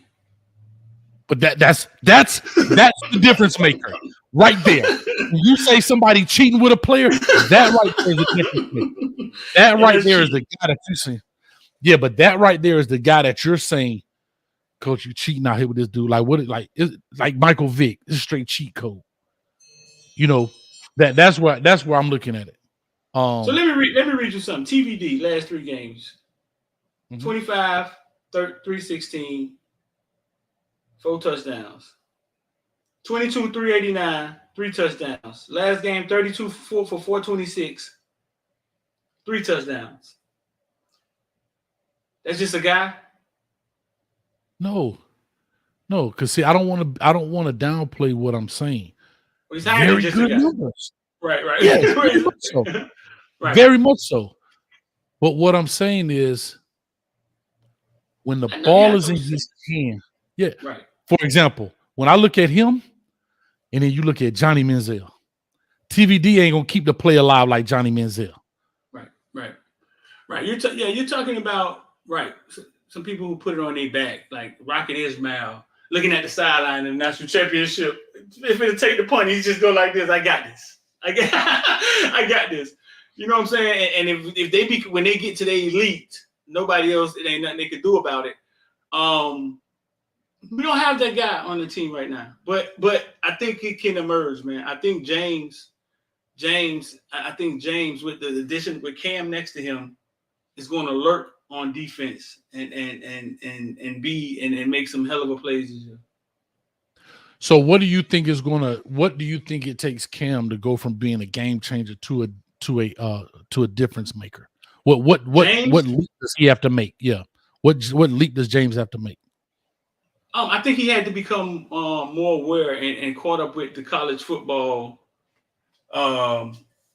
game. You saw him sometimes standing in the right place before a play started. So he see it, you know what I'm saying? And he still couldn't make the play as a freshman. I think he's getting bigger, he's getting stronger, smarter, more confident in what he sees. And I think he's going to make some of the plays. Man, I seen James in high school, man, literally beat who was that, South Dade in the playoffs by himself. Like, they were afraid of him. And I think, like I say, I can see that confidence in him now. He's totally accepted the challenge. Good. I'm gonna tell you a person who's a difference maker in my eye. Mm-hmm. There's quite a few, but I'm gonna talk about a Kane and Duke Johnson. Let me tell you a quick story. I've said this before. you probably filmed that game. I don't know. And like I said, I didn't know you at the time, but you probably were there in the stands. We playing Duke. He's at Norland, and Duke played for us his 9th grade year at Norland. A lot of people don't know Duke made MVP defense for us as a 9th grader. We end up going over to Jackson. It's 3rd and 33. 3rd and 33. I was there. And what's the play called? Hold up. Most people thinking a pass, right? Duke on a screen. Duke gonna get the ball, but you think a screen. Nope. Here go the worst part. They hand the ball off to the short side of the field. Here go the funny part. I tell the defense, we're not gonna tackle him one-on-one. We're gonna jump this dude. I say it's 33 yards. I say, and I remember a defensive end we had named Tyson. I say, Tyson, do not tackle this dude. Stand in front of him, dance with him, let the homies come. Yeah. Duke set him up so decent. And guess what? And Duke had the great understanding of, I don't like to call it a stiff arm because he didn't use it with power. It was more of a buffer. He will put it out there and let you come in, and like most people do, leave their feet when they make a tackle, and he'll just walk you straight down, right? Yeah. This dude got away. Now, mind you, not only is 3rd and 33, the clock is against them. He's got to get really 37 yards to get enough for the kicker to make it. Yeah. He wiggles through all that, blah, blah, blah, blah, blah, make everybody miss, gets literally to the 37-yard line. They're out of timeouts, right? He lays on the field yelling, I'm hurt. The sideline, and he's right in front of me. Sideline judge, stop the clock. That gives him time to do what? That gives them time to do what? Get what out on the field? The field goal unit. They don't have any timeout. I tell Duke, video of that play. I tell Duke, get your up. like that, right? He looked at me and started laughing and winked his eye. They get a field goal out. They kick 37-yard field goal, line drive. It literally go over the crossbar about 6 inches. I said all that to say, those are difference makers. He ain't playing the game. He's in the game. He know. First of all, the coach put it on his back to run the ball. He knows how far he has to go. He has the wherewithal to lay down, know how to stop the clock, do all these things. Come on, bro. Come on, bro. Like, and then, like those guys, not the fact he gonna run the ball, get the fur. He's in the game. Did you remember the play? What play was it? It was like a lead, the flower side or something? I think it was just outside zone. I want to say to the short side. Them Jackson Norland games used to be awesome, dog. When y'all had all the midget wide receivers. Everybody and Willie Quinn ended up going to Jackson, breaking record, getting on ESPN. But yeah, he was real short. But those were big games because we had just come from there and all that stuff. But remember, we beat them the first year. Yeah, we beat them the first year, man. But but I'm just saying. Scoring. Yeah, man. And so Duke was, but y'all had all the Brandon Snell. What's the boy? Uwe, I believe. Uwe. Uwe was in Central Florida. Yeah. All of them were good. Listen, all of them were good. They were great players. Yeah. But they weren't difference makers. I had to make sure we had to stop Duke number 3. Yeah. Yeah. No, listen. I told you Footballville name was Dolo Cam when I started it. I had this bright idea that I was going to go and record the best players on the teams, but I was never going to take the camera off of them. I was just going to record them, whether they got the ball or not. And if you type in Dolo Cam on YouTube, you can see some of it. I did a lot of people. And when I did, it started with Duke. So he was the test dummy, like, you know what I'm saying? And I would put the camera on him. Every 2 or 3 times he get the ball, he'd do something exciting. But you know what it made me realize? And this is the test of what you're saying. When I would put the camera on other players that were supposed to be good, Patrick Peterson, little brother, Tracy Howard, put it in him. Tracy Howard shut him down. Northrop, the linebacker that went to Florida State. When I would put the camera on other players, it didn't work. They did not perform. Like, nobody made plays at the rate that he did. Ahmad Black. I put the camera on a lot of kids. I think Quentin Ha Dix. Nobody, yeah, it didn't work with anybody else, really. You know what I'm saying? Maybe Tracy Howard. You know what I'm saying? It didn't work with nobody else. And that tests what you're saying, that because he is a difference maker. And I thought I had something because I was covering him. Right. And so the Jimmy Jam, he says, Coach, that sounds like a game changer to me. He changed the outcome of the game. Yes, he did. A difference maker can be a game changer. But you ain't see the play. I wish I could pull it up. He did stuff that ain't coachable to get that 37 yards. Right. What I'm saying is he played outside of the system in order to make it happen. He didn't just pop a long one up the sideline because they blocked it perfectly and outran everybody and got – bro, the dude broke like 8 tackles. Like, if you could pull that up, Steve, I don't know if you can find that. But he broke. What year was it? What year was that? Oh, shoot. This had to be 11. The year they won the state, maybe 10, somewhere in there. But I got a lot of those games. Yeah, so yes, a difference maker can be a game changer, but he didn't play within the. If Duke played within the play call, we win that ball game. You know, you understand what I'm saying? So yes, I get what you're saying, and I know it's hard for people to understand, and I don't want to. I'm not here to big up anybody, but you know it when you see it, dog. You know it when you see it. You know what I mean? 2011 Northern versus Jackson. It's 2 or 3 or 4. I know you don't watch these videos before. It's a couple of. I might have them in that box over there. Yeah, it's 2 or 3 or 4. I have like 2 or 3, 4 videos of him in that game. Percy Harvin. Can I tell you something else? Tim Tebow. As much as people hated Tim Tebow, man, some of the stuff that dude did in college. Tebow. Come on, bro. Come on, dog. Come on, dog. Y'all can say what y'all want. We can hate on the dude, whatever. Like Lavernius Coles, game changer. Peter Warwick, difference maker. You see what I'm saying? Right. Lavernius Coles gonna flip the field, gonna stretch you out. But Peter Warwick, just like Bobby Brown when he explained it. You know, I remember you doing that award ceremony or whatever. You're like, yeah, Peter. So remember, once you get past him, it's gonna be a linebacker come from this side. You're gonna duck down, spin around, make him miss. You can't coach the stuff that they do. You understand what I'm saying? You just can't coach it. And that's what I'm saying we don't have right now. And that's something that we have to urgently search for right now at this moment. Urgently search for it. Urgently. If you want to get back to an elite status, you have to urgently search for it in order to get back to an elite status. Not to be a 9-10 win season, but to be in the playoffs and to have a chance to fight for it. You know, and it goes to show Cincinnati just didn't have enough difference makers. And you know, they changed the game for what they did, but they didn't have enough to make it happen in that sense. Right. You know, here we go. Perfect example. Sean Taylor, dog. Ed Reed, difference maker.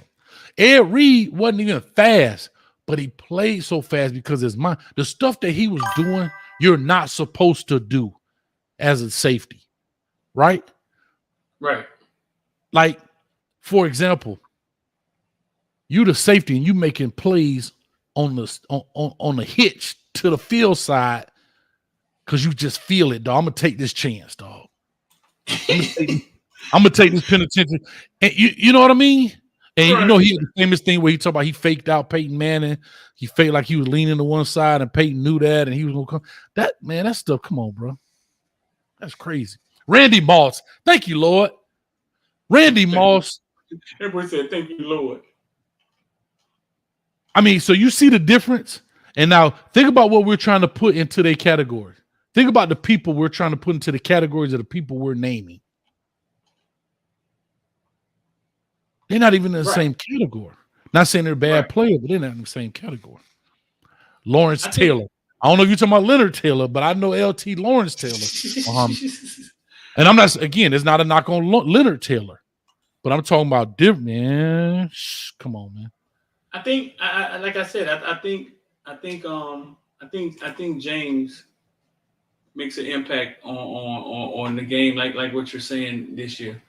If I had to pick one, you know what I'm saying? If I had to pick one. Mm-hmm.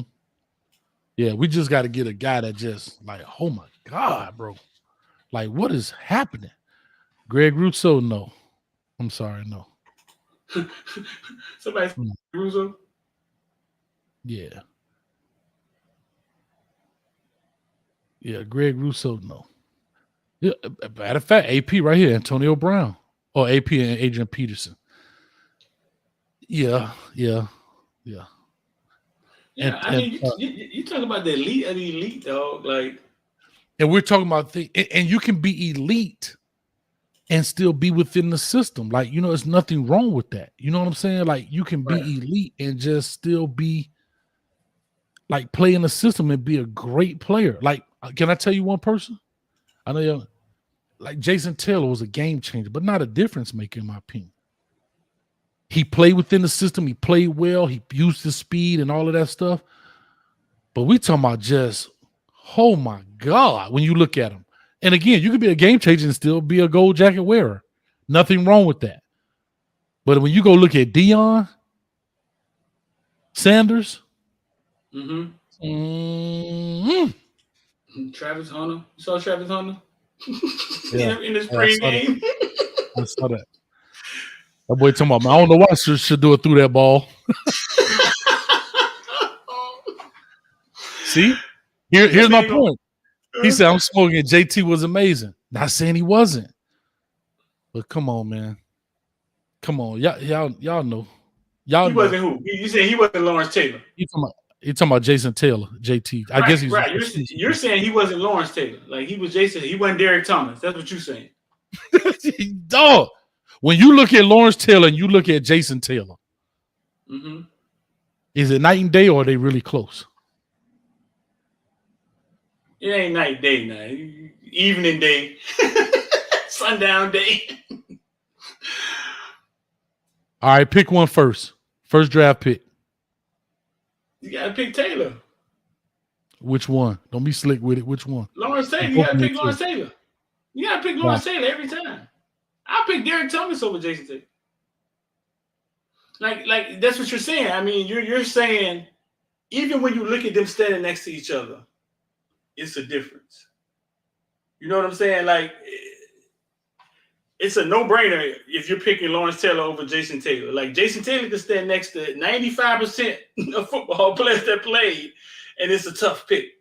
But you put him in there with Lawrence Taylor, and it's like, nah, Lawrence Taylor, you got to get Lawrence Taylor every time.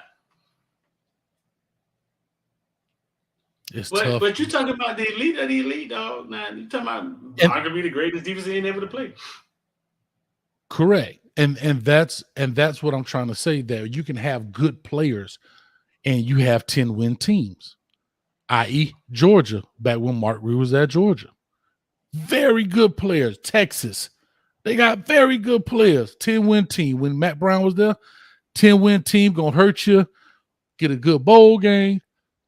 Woo, woo, woo. No problem. Good deal. But we're talking about gonna take you to the promised land. Yeah, boy. Yeah, boy. That's different. Eric Berry, when he was in college, Eric Berry was a bad boy too at Tennessee, boy. Ooh-wee. Golly. Yeah. Aaron Donald.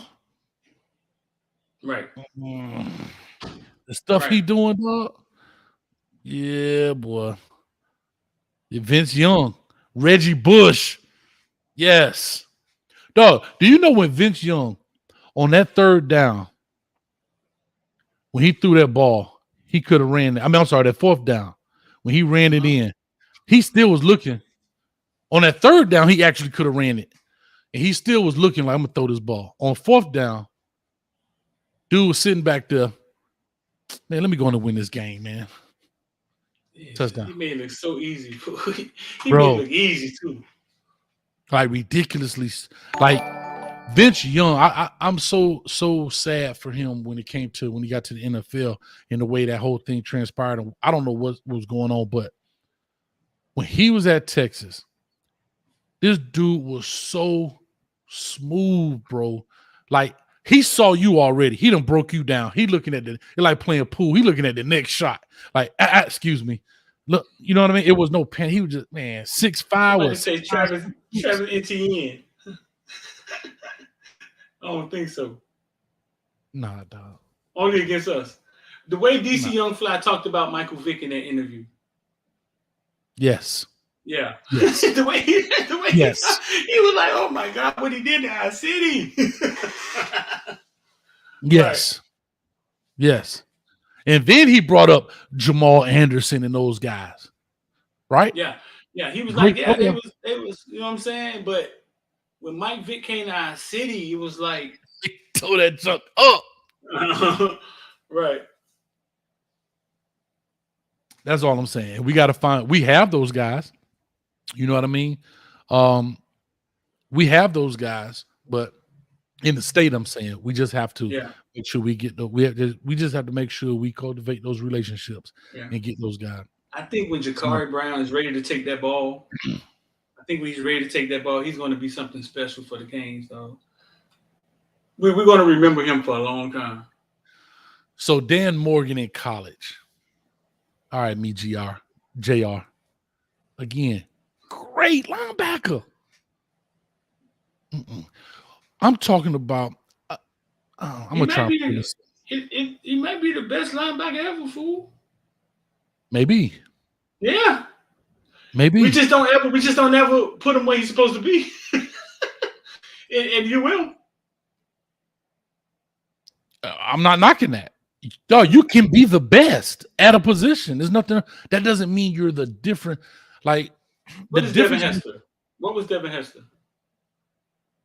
Devin Hester on special teams was truly a difference maker. The problem is, I don't know why they could not get him. Bro, they had this boy all over the field. Like, they couldn't get him to, he was at defense, he was at corner, he was at running back, wide receiver. But when he got that ball in his hand, you like, for everybody who punted to him, you're a pure idiot. You're a pure idiot, dog. Put that pressure on your defense like that. Why? You put it on the whole team. Because now he didn't just score on the defense. Them 7 points go against you too. Like, well, listen, the opening kickoff of the Super Bowl, and deep back is Devin Hester, and he runs it back in the rain. I mean, you're right. Why would you do? But on offense, did he scare you? You knew he was fast, but I don't think he scared people offensively. I don't think he scared people like that. That's like what's your boy from Kansas City that was taking all the punts back and stuff? From Kansas City back 82. Dante Hall. Special team wise, unbelievable. Right. But other than that, what else did he really like? What else did he really? I think he was creative. I think Hester's mind was a creative mind. I don't think within the confines of an offense he could. His brilliance was 11 people coming at me. You know what I'm saying? And that's what his brilliance was. I don't think in the confines of an offense it worked the same way with him. His brilliance was me against 11 people. let me control this whole thing. I don't need nobody calling no play. I don't need to think. I'm finna catch ball, and it's gonna be me against them. And I think that's what he was able to do. And the field spread open, and he didn't have to rely on somebody else for his success. Somebody got to throw me the ball. Somebody got to do this. Right. Give me the ball, and give me the ball, and let's play tag. See ya. That was his, and I know it's hard to believe. You know what I'm saying? I know it's hard for some people to be like, "Damn, that's the hardest thing in the world to do." That was his brilliance. I mean, like watching the Avengers. Like, they all have their superpower. They all have their stuff that they could do.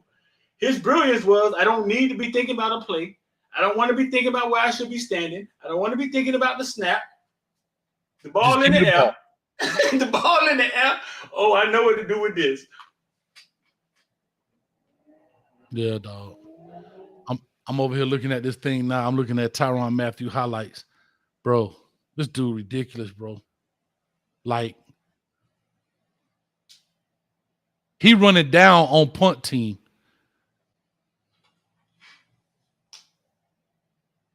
Oh my God, bro. It's like good things happen around these cats, and you can't explain the phenomenon. Right. Like, good, it just happens, and you can't understand like why it happens. I know, I definitely get it. Yeah. But let me do this, because I know I do want to kind of transition real quick before we going to get moving, because I'm going on a Flow show tonight at 9:15. So you guys tune into that. I think they going to 8:45, but you guys tune into that. I know you did. I know it was some very sad news when it came to Sam Bruce. Right. Knowing he passed away. I'm not really sure. Maybe you found out more of the details. I know it was something happened, but I don't know the details of it. And if you don't know, then that's fine. Yeah, I'm not very murky, man. I've heard. I mean, what I got was what the confusing part was. I heard he was in the hospital for, like, his jaw was infected, so he was in the hospital. Somebody kept asking me in my comment section, "Hey, what's up with Sam Bruce?" And they would never tell me what that week. No, a week before that.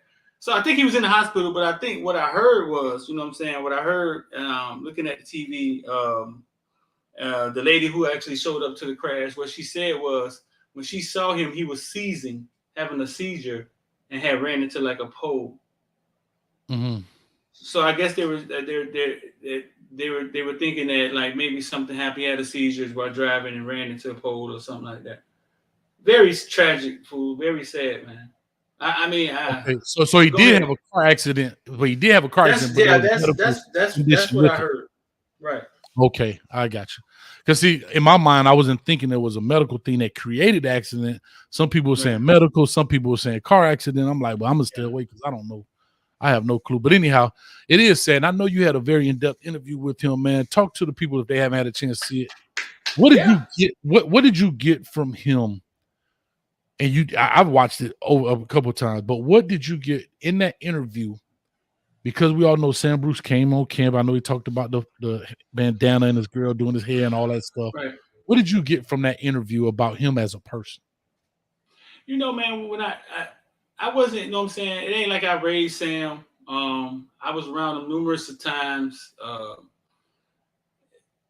But it's so hard jerk. It's when I talk about Sam, even before he died, it was near to my heart because he was raised a humble kid. Like he was humble in youth football. He was quiet and he just used to ball. He was a quiet kid that would ball, like Jacoby. And when the fame hit him, he couldn't deal. He couldn't deal with it. And he just went on the cloud. What I got from him out of that interview was he looked in the mirror, man, and he realized that it was him. And he said it in the interview. You know what I'm saying? He had done came, even when I called him and hit him up and said, hey man, listen, we want you to come through. He was like, I'm ready. And I think he really meant I'm ready. I'm ready to talk about Sam the Great that may not have it may not happen again. You know what I'm saying? And he was ready to talk, and he knew it was a safe space with me. See, that's why these interviews go so well for me, the pivot, these people, because it's a safe space for Shaq to come on there and talk about things that he's never talked about before. And when he walked up, man, I dapped him up. I hugged him. Man, felt like a rock, man. Man, still, you know what I'm saying? Man, the man felt like a wall. Just still got it. Yeah. He did. He still had it. Like he still was training with Gold Feet. I would see him out there. But he knew it was him. When he looked at me and he said, "Man, I knew it was me." I was proud of him, and I was shocked because I didn't think that he was at that point. But he had came to grips that he kind of fucked up and he could have handled that better, and he was ready to move on. And I was proud of him for that. You know what I'm saying? But it had to be tough for him, man. It has to be tough when you're in the hood, you on top of the world, right? And then you have to walk amongst those same peoples as a mortal. Now, you just like them. You know what I'm saying? So it had to be tough on him. So let me ask you this. I know he was at Miami for a little bit. Where did he end up? Did he end up going to school somewhere? Oh man, like I think he went to like 2 or 3 schools. Like he went to another school, broke his leg. Then he went to another school. He went to a few schools, smaller schools. Right. And so here's the funny thing, and it's funny you say that. I remember now, so I was at Flanagan at the time. We were watching St. Thomas play Miramar because we were going to play Miramar that following week. And I believe in that interview, he was talking to you about he had the ball and just dropped it. It just went straight through his hands. He kind of looked at it. You know what I mean? Yeah. And I remember watching him because we didn't play St. Thomas, but of course you would see the film of other people we playing because that's a Broward school. So we would see the film all the time. I'm like, man, this dude, he'll kill a boy. Like, you know what I mean? You saying this, so like, man, this dude here got it. And I was watching this game. I'm like, oh, what's going on? Like, he wide open, just straight dropping it. And then it was great to hear that interview because it then therefore explained what's going on. But go back, like you said, how do you as a 17, 18-year-old young man, you got Nike following you around the school. You got all these different things. I mean, you live in the life of a true celebrity in essence, right? Especially a regional celebrity. I put it to you like that. And I hate to say this for a lack of a better term, do you come out feeling as if you failed? That's what I'm trying to stop, bro. That's what I'm trying to stop. He was a child prodigy. And we're not treating it like that. We're treating it like, but you got to make it to the NFL or you ain't shit. Right. And that's what I'm trying to stop. You know what I'm saying? Because if you're a child prodigy, if Nike's coming to see you, then you have value. We got to figure out what the value is and stop letting people navigate our career. You know what I'm saying? And it's funny you say that, Street. I had a conversation. I'm gonna leave him nameless, but I'll tell you offline. I spoke to this guy's father, and the recruiting ball is literally in his own court. He could tell people yes, no, whatever. But I think there's sometimes we don't understand that we have the leverage. We don't understand. We think that we got to bow down to these corporations and companies because, somebody not going to like me. When you could take a page out of JTT, I forget his name, but the defensive tackle from Washington that went to Ohio State, he had the 5 schools on the hook. And he said, I'm going to make my decision when I'm ready because the ball was in his recruiting court versus, he got a chance to pick a school instead of school picking him. And we have to understand that leverage. And we're definitely going to talk a little bit deeper about this because I'm in that same boat where I'm really saying ourselves, especially with the whole NIL deal, stop giving away your talent for free. If you're a big town corporation and you want to do this, then cut me an NIL check, dog. Because here's the deal. Don't give me a free hotel room and some gear, and I'm satisfied with that. Right. Did you see what Isaiah Wong did? No, who is that? I don't even know who that is. The basketball player for you who came out and said, basically, listen, man, I didn't say what y'all got, what the last few days wasn't in my voice.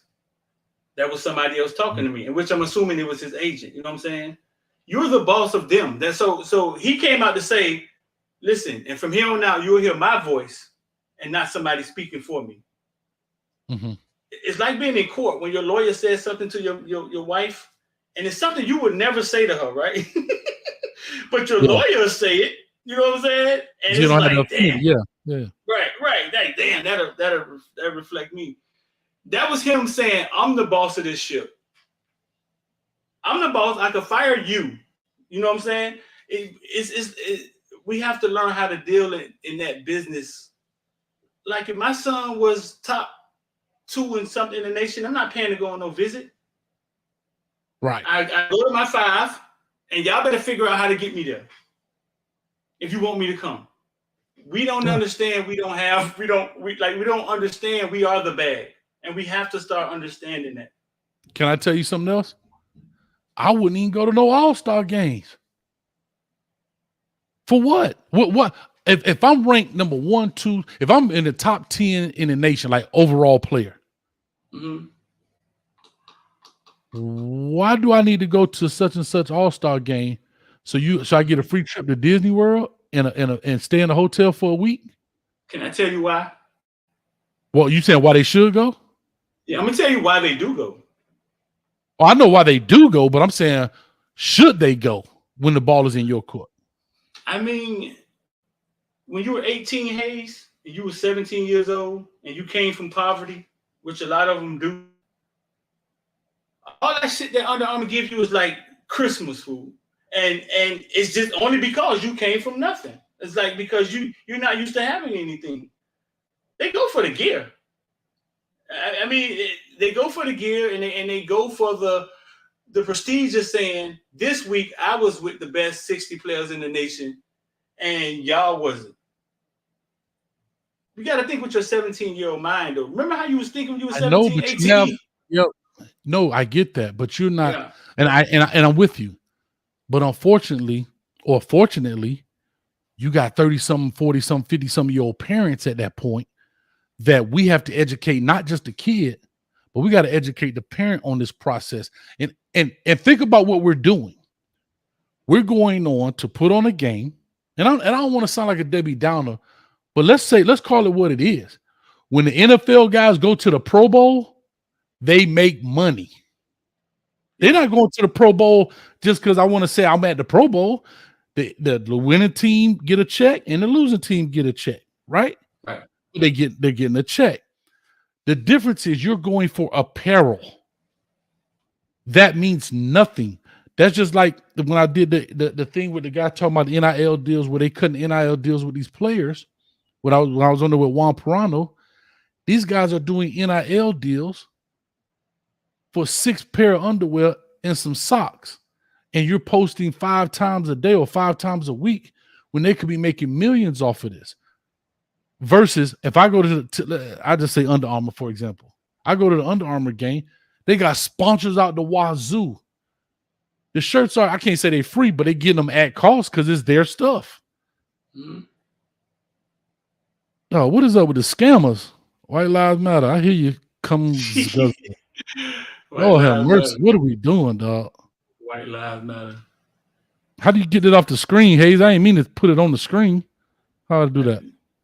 But anyway, so all I'm saying is we have to educate ourselves in that piece of it. And I want to tie that back into the draft to kind of stay on it. I know this is going to sound crazy, and I was talking to my buddy about this, but I'm tired of us having the same story. It's my way out. This is my way out. Everything that we do as players, even as Black individuals, it's the same story. Bro, if I have a story, every time, I got to tell you something, salute to my mama. Every time I went in the refrigerator, it was food in there. I never slept on a pallet on the floor unless it was a sleepover as a kid. Like, I don't, huh? Go ahead, bro. I said I have. I know, but I'm just saying, what I mean is that we have to get to the point where even people that have done that, I understand. Right. But do you notice the pattern? Everybody from rappers, entertainers, singers, this, that, and the other, everybody got the same story. I was picking roaches out the cereal box. Bro, you gonna tell us nobody had like none of us? What? I'm sorry, dog. Like none of us had a decent middle class up. Like what I'm saying is I know that some of these stories are not being fabricated, but embellished a little bit. They embellish it in the story some. You know what I'm saying? That you're saying some of them come from good households? Yeah, but I got, like, for example, I grew up in Carroll City, right? I'm gonna always call it the hood. But dog, ain't nobody in my neighborhood that was starving, hungry, didn't have food. Now they ain't saying they were eating steaks every night. I don't have one friend that I know that stood on the corner selling drugs. That's just me. No. I'm just being honest. Like the guy next door did. But what I'm saying is like we just standing on the corner with our hoodie on. Boy, I got 2 for $5. Boy, 2 for no, nobody. Like, no, what I'm saying is we and if that is your story, don't be I feel like sometimes we feel embarrassed to say we came up with a decent background. I really feel that way. Yeah, I guess I don't know. I guess it's all in the eyes of a beholder. Like what's decent? My dad was on cocaine. He was in prison half my life. He went to jail. I mean, he died when I was 12. My mom did her best, lost her job. A lot of people come from a lot of people do come from struggle, but I don't think you realize that it's struggle until you see something better. Right. Like, I'm watching Shannon Sharp. Did you see the interview? I forget that player's name, but the mom played in the WNBA. I forget his name. I'm gonna tell you right now. If anybody in the chat know it, so it's a mom and son. Both of them been in the Olympics. They both went to the Olympic basketball player. I'm gonna tell you right now. JaVale McGee is his name, and Pam McGee. He did an interview with Shannon Sharp. Yeah, McGee, the goofy basketball player who always doing with weird shit, right? Right. I guess. Yeah. So there was a point in there where he was talking, and apparently, WNBA that time wasn't making no bunch of money, but like the mom was struggling a little bit, but he was like, well, we ain't have no lights. His mama said, boy, we had lights. Like, he's straightening them right there. Like, boy, we had lights. Like, it wasn't always the best, but like we had, you know what I mean? Like we ain't living on the east side, but we all right. You know what I mean? And so I said all that to say sometimes we feel like we're obligated to tell that, boy, I got this out the mud, boy. I got this out the da. So But I don't know who these people are, but it's the most I've been spammed, scammed, and I tried to click somebody to make them a moderator. It just said block user or put them in timeout. So it won't let me do it. I want to say this about Walter White or these people coming in here saying this little white stuff, right? I think it's a robot. All that emotional stuff that people think, but that shit don't bother me. like all that stuff that people think a trigger word for black people and all that stuff. That shows me that you got time to come in here and do that. Then something must be wrong with you. You know, that's how I kind of look at it, fool. Yeah, I see it. But you know what? A lot of times I try not to block it. You want to know why? Just let you know it's still real. So I don't even get on politics, but when people don't believe stuff real, there's no such thing as this. Yes, it is. Yes, it is. Just stop calling a spade a spade. Yeah, man. Think about it, because somebody had to make this robot in order for it to say that. It don't just say that because two black dudes on here. Somebody made this robot, and whatever. That's a person. It may be a person. The way they type in, I think that's a person. I think that's a person. But yeah, that stuff, man. Please, man. That shows me kind of like who you are. Like, you got time to come here and do that? You must be a clown. You must be a clown with nothing better to do. Yeah, no, I ain't really. That stuff don't bother me. I'll find out. I know everybody keep telling me I need mods. I try to get one. Street, when we get off here, please show me how to get a mod. But in the meantime, y'all see that foolishness, you know. Can't you just click their name? Can't you just click their name? You click on their name. No, this is what it tell me. Put user in timeout or block user. That's all it tell me for everybody up here. So maybe it's a setting I don't have set up or something. But I'll get it figured out. But anyhow, I can learn how to YouTube from YouTube. Well, we got 258 in the building. Appreciate you guys. Hit the subscribe button, hit the like button. You want to open up the phone line for a couple? We can. All right, I'm gonna open up the phone line here for a couple just to take a couple of them. And I'll find out how to do that mod stuff. Tear jerky for me, dog. Yeah, and again, I want you to talk about it because if people have not seen the interview, I think it was an excellent interview. You know, it was a very mature interview on his behalf. And I thought you asked him some great questions that he had to answer. You know what I mean? Like, right. You asked him stuff, and it wasn't softball questions. It was stuff like, look, dog, so what do you think? Well, do you think it was you? And he's like, yeah, It was me. Most people wouldn't want to touch that because they don't want to get on the bad side or whatever the case may be. In that sense, let me do this as I open this up. I know you do the IOD squad and stuff, and I know I think you just put out an NFT. We just put out some NFL ones. We got Tyquan Thornton when he was 12 years old. He was fast at 12 years old too. You know what I'm saying? He got like a 60-70 yard touchdown run. We put that out. We put out some James Cook when he scored 3 touchdowns, 2 interceptions in the fourth quarter to come back against Kansas City. Difference maker. 3 touchdowns, 2 interceptions in the fourth to bring his team back to win. We put that NFT out, and I'll give you the link. You can put the link in the comment section for me. But that's like our 7th one. I think we got some Evan Neal. We got Evan Neal when he was at IMG. We're gonna put that one out maybe tonight, and maybe 1 or 2 more. But we're just trying to get into the NFT space, man. And we sold a lot of them. We sold a lot of them because I think people understand the fact of, hey, let me invest in this now. Because we all know it had value, and we all know all the players who went to the NFL. The only thing we ever thought was, damn, I wonder how good he was in junior high school. I wonder what Steph Curry how he was shooting when he was 9 or when he was 11. You know what I'm saying? We're allowing, I got out there, I did the work, I shot the video, we have the content, and then we're allowing people to invest in it. And we got a couple of players that's about to get on board with it too. And basically, they'll have their NFT and they'll talk about it. So we're moving it, bro. We definitely moving it, man. So I had called your mama and she told me NFT stood for no effing teeth. So is that what it means? You got no fucking teeth? Like she had no teeth in her mouth? Is that what it stands for? Man, my mama was drunk last night, man. Oh, that's why she didn't have her teeth in. Got you. I got you. Non-fungible tokens. That's what NFT stand for. All right. Well, I'm finna put myself on the market. I'm finna be a walking NFT, a human NFT. Can I do that? A human NFT? Yeah, anybody can do it. But listen, a lot of stuff you have value. Anybody can do it. I mean, I definitely sit down and show you. Luke came on here. Luke was like, man, you need to hook me up. Luke has a lot of NFT value. A bunch of it. Right there. Chris Canfield, I said, how do I invest? I'll put it, I don't have it in there now, but you could either tell the people where they can invest, or y'all always know, good. Just go to his channel. He gonna give you all the information. You can definitely hit him up on Footballville.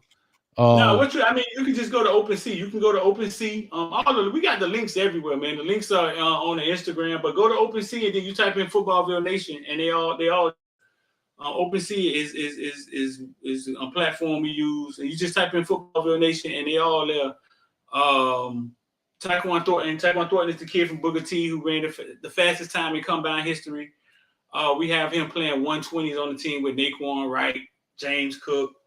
So yeah, just go to OpenSea. That's the platform, and then you type in Footballville Nation. Or just go to Google, type in Footballville Nation NFTs.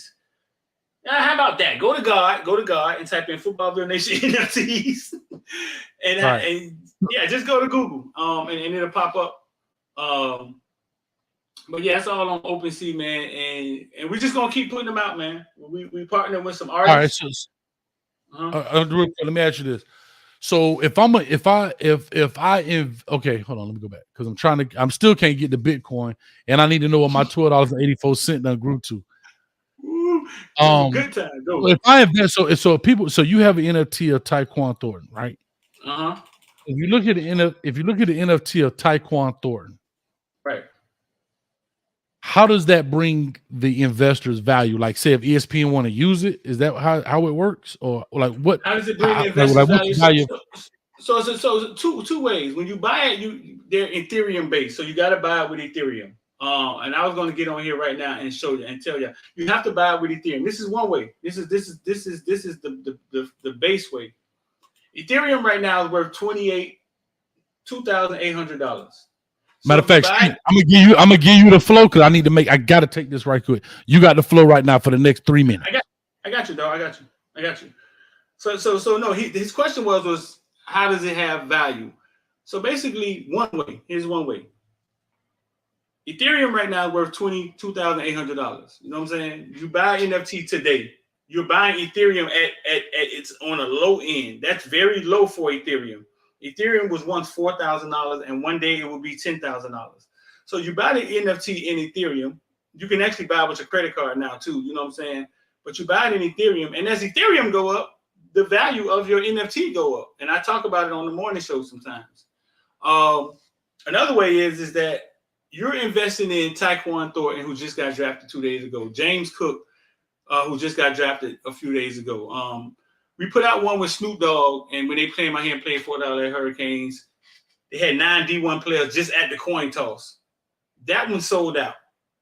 So once that one sold out, we had 10 of them. They all sold out. So now you have this NFT. You can put it back on the market like eBay. And if you brought it for $40 or $45, or if you brought it for $100, you could put the price on it because there aren't any more to buy. I was just telling them the Snoop Dogg one we had with Fort Lauderdale Hurricane versus Snoop Dogg team had 9 D1 kids at coin toss, 13U game. They all sold out. So now you are owner of it. You can put it back on OpenSea and say, hey, I want $500 for it. Because nobody else could buy it because you're the only one owning it. That's crazy, dog. So we're gonna talk about it to get more in depth into it, but I did want to do that. So I wanted people to hear about it because I don't know much about it. And the reason this is important, right? Some people are like, what I got to do with football? Because this is the way sport is moving. Sport is moving into the financial world.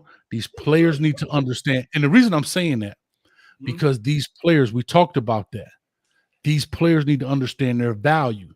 And the more they understand their value and what they are worth, and I'm just saying this, I don't know if this be true, but I'm just using it as an example.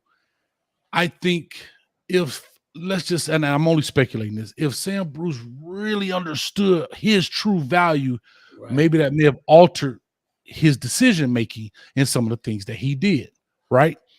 And knowing that at 16, 17, 18 years old, I have the same value as the dude that's a math a math prodigy, knowing that once he go to college and do all this, he's gonna be one of the best engineers in the world. Just keep your nose clean, make the right blah blah blah. It's the same concept, just a different subject matter.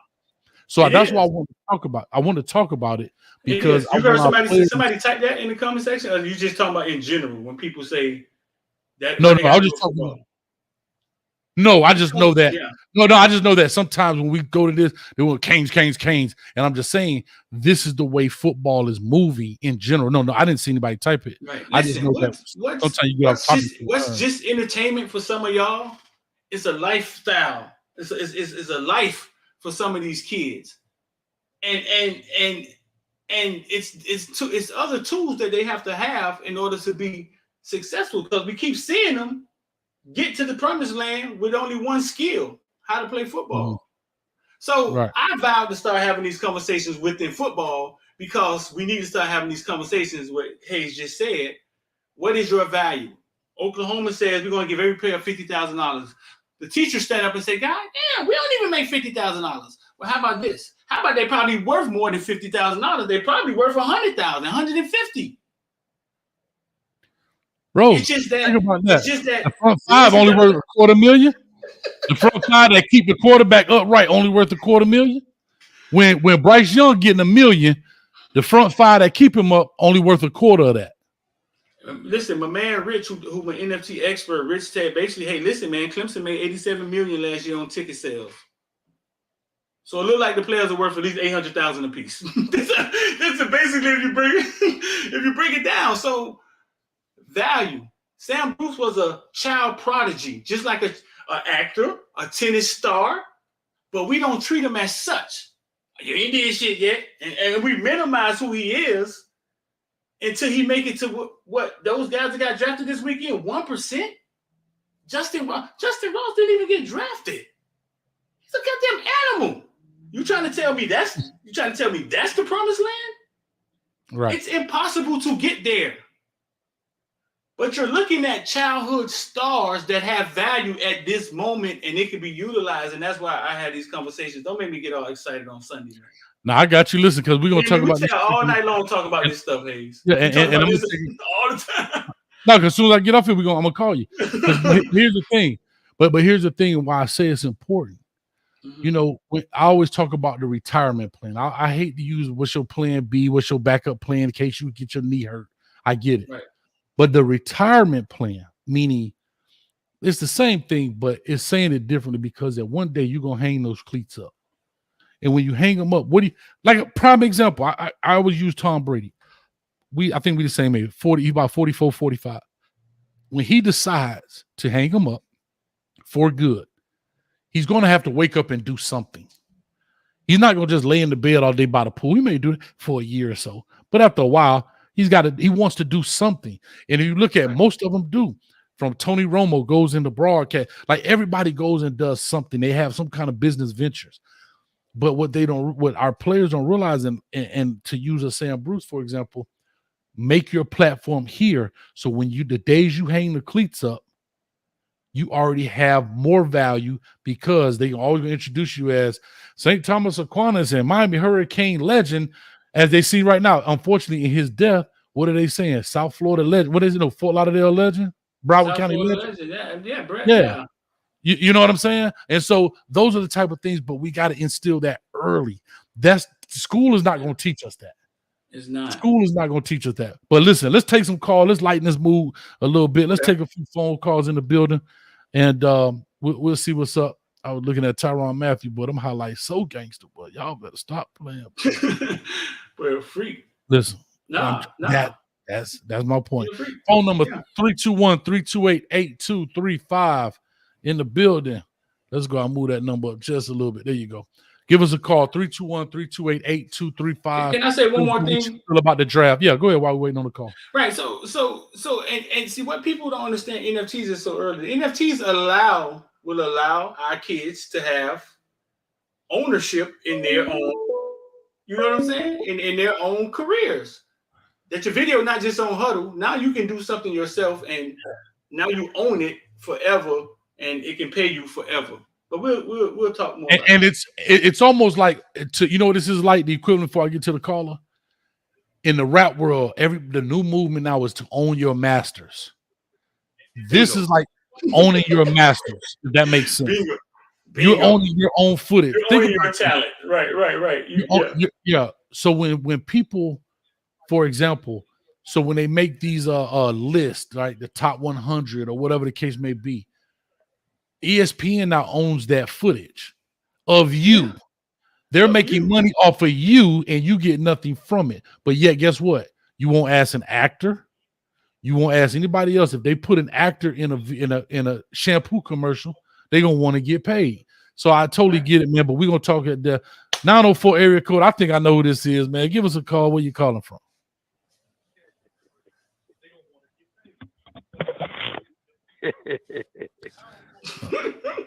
That sounds a little evil. Hold up. Coach.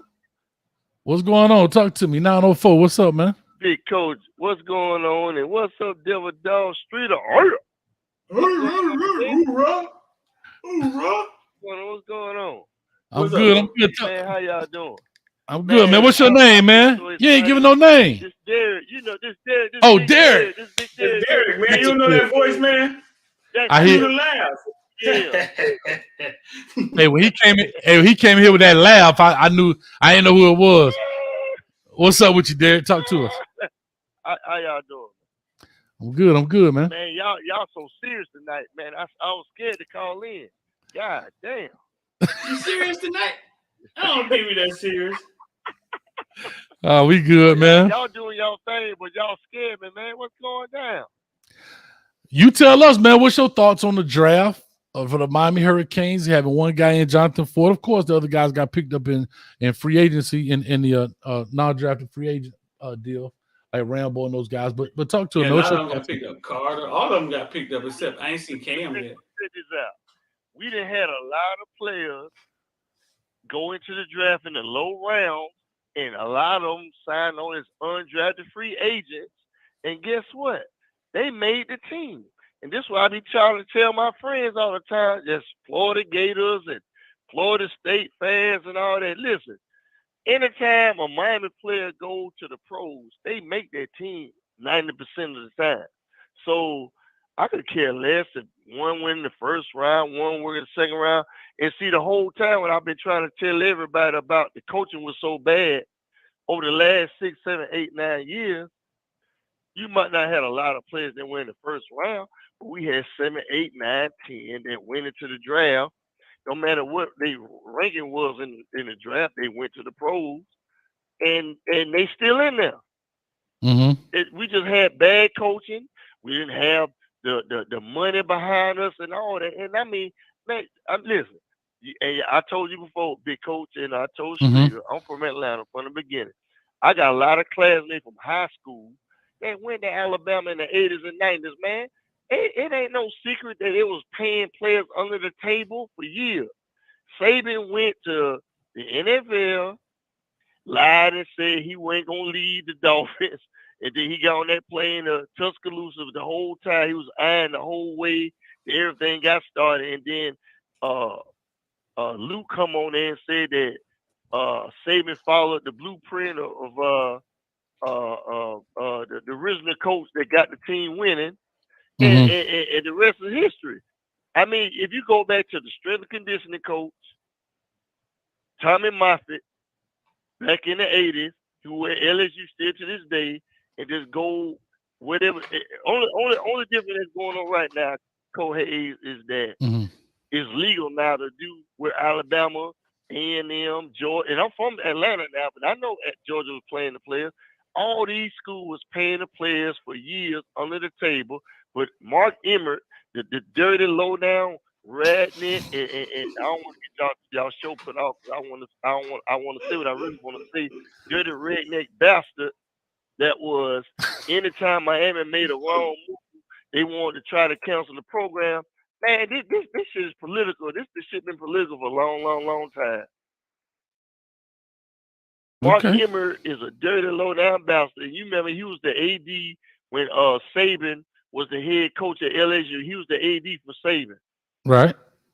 So anytime Alabama made the wrong move, he turned his nose and went the opposite direction. Alabama come on TV and say, we gonna impose our own sanctions on the mistakes we made. But as soon as Miami made a mistake, we gonna bring out the death penalty and all this other this foolishness, man. I mean, y'all know what it was, but y'all couldn't come out on TV and say whatever. But God It's all bless good. Sam Bruce's family and everything, man. Yeah, man. But like I say, look, Miami, we already know what we up against, right? So if you know what you up against, my thing is this: you can't deny a winner. You can say what we want to say. If we winning, dog, you could do all you want to do. They still couldn't stop us in 01. They couldn't stop us in 02. Right? You got to win, though, dog. Like you got to win. And here's the biggest thing: we can cry, we can complain about they don't like us. Most people don't like people at the top, right? Yeah. As Floyd Mayweather. How can anybody? And this is why I say people are just fans and people just hate. The man is 50-0, and y'all talking about he's sorry. But I'm just saying. Understand something, Coach. You gotta understand something. You got fans and you got people that know football. So you got a lot of people that say dumb shit about the University of Miami football program. You got fans. I know, but what I'm saying is you're gonna have but you're gonna have that. What I'm saying is we can't get caught up in who like us, who don't like us. It's just like this show right here, right? Who like Coach Hayes, who don't like Hayes, who like Street, who don't. I don't care, right? I don't care. If you don't want to watch it, then cut it off. If you do, guess what? I'm still gonna get up and grind every day. You understand? Because that's I'm built. And here's the thing, same thing with the Canes. If we're winning ball games, you're going just like right now. Let's just call a spade a spade. Everybody hate Alabama right now. Man, all they do, they I've been hating over 30 years. I know, but I'm talking about from the winning aspect, right? Right. LeBron, the Patriots, all of them. Yeah, man. Alabama. Well, guess what? I don't care what nobody say. We was doing it too. Everybody was paying cats under the table. Man, if I tell y'all, I could do an NFT on telling y'all stories that y'all ain't supposed to know. Man, they hated Michael Jordan too.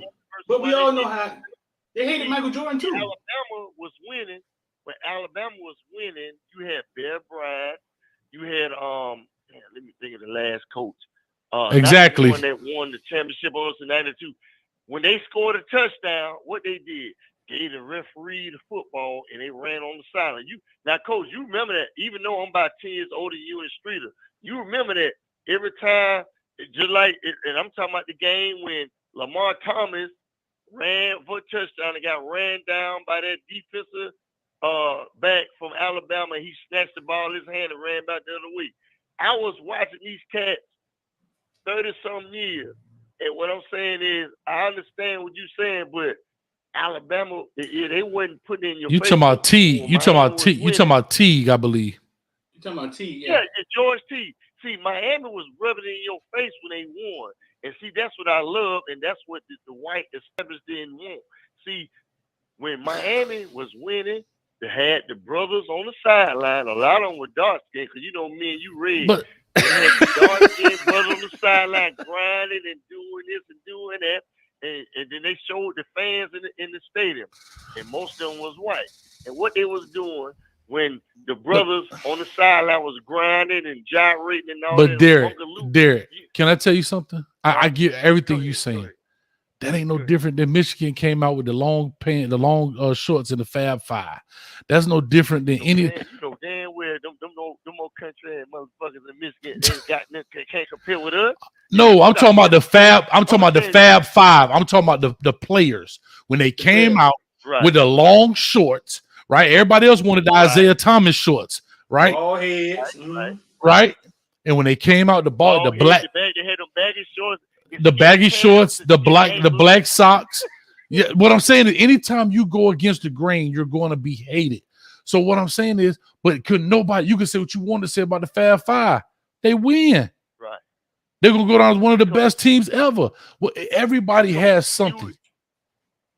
Coach, you and Streeter, y'all got a privilege because even though I'm older than y'all grew up in that environment. The Fab Five did this in 2, 3, 4 years. Miami had been doing this in the 80s, 90s, and the 2000s. That's 3 decades they had been doing this, and they wasn't just a a football phenomenon. It was a culture.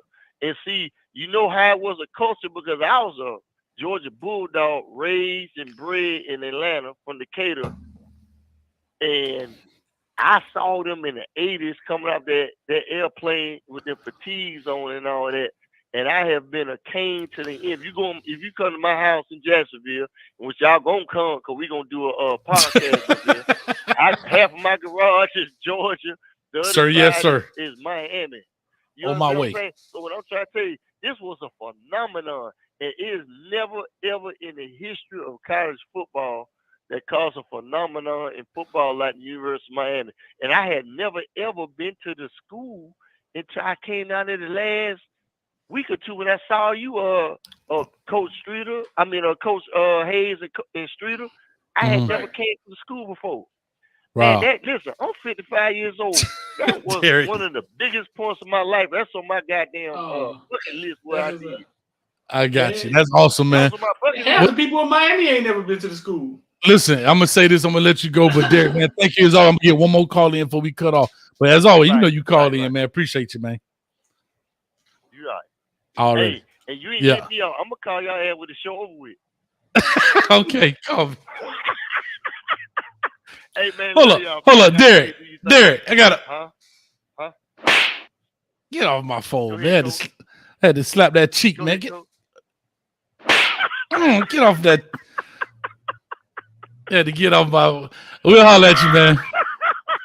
All right, bro. All right, Street. So no. All right, real quick. It's funny you say that. A lot of people haven't been to the campus, bro. I tell you this. You know, a lot of people. You know, a lot of people from Miami have never even been on. A lot of people from Miami have never even been on a doggone FIU's campus. They've only been to the youth fair. They haven't been on the campus. Yeah. Now I have to say this. They have gone there because now they're starting to do high school graduations. But I'm talking about just going on the campus, spending a day on campus. Most people don't even, can I be honest, until I worked at FIU, I'd never been on there. I was 30-some years old. Had never been on their campus except for football games or the youth fair. Yeah. You know what I mean? Half the people that wear that UM stuff, man, like they never been to UM. If you took their cell phone, they couldn't find it. Couldn't even find it. Don't even know where it is. Mm-hmm. Don't even know where it is. But anyway, we got one last caller, 708 area code. Talk to us. Give us your name. Where you calling from? What's up, Coach? This shot. What's up, man? I'm waiting for you to call, man. What's up, man? I thought you got lost on me, man. Talk to me, man. What's your thoughts about the draft? Hey, man, look, I got my call. I done called this show 35 times. I believe and you. I just got through. Yes, sir. So, hey, you're a true fan, dog. Y'all clap it up for Shot, man. Y'all clap it up.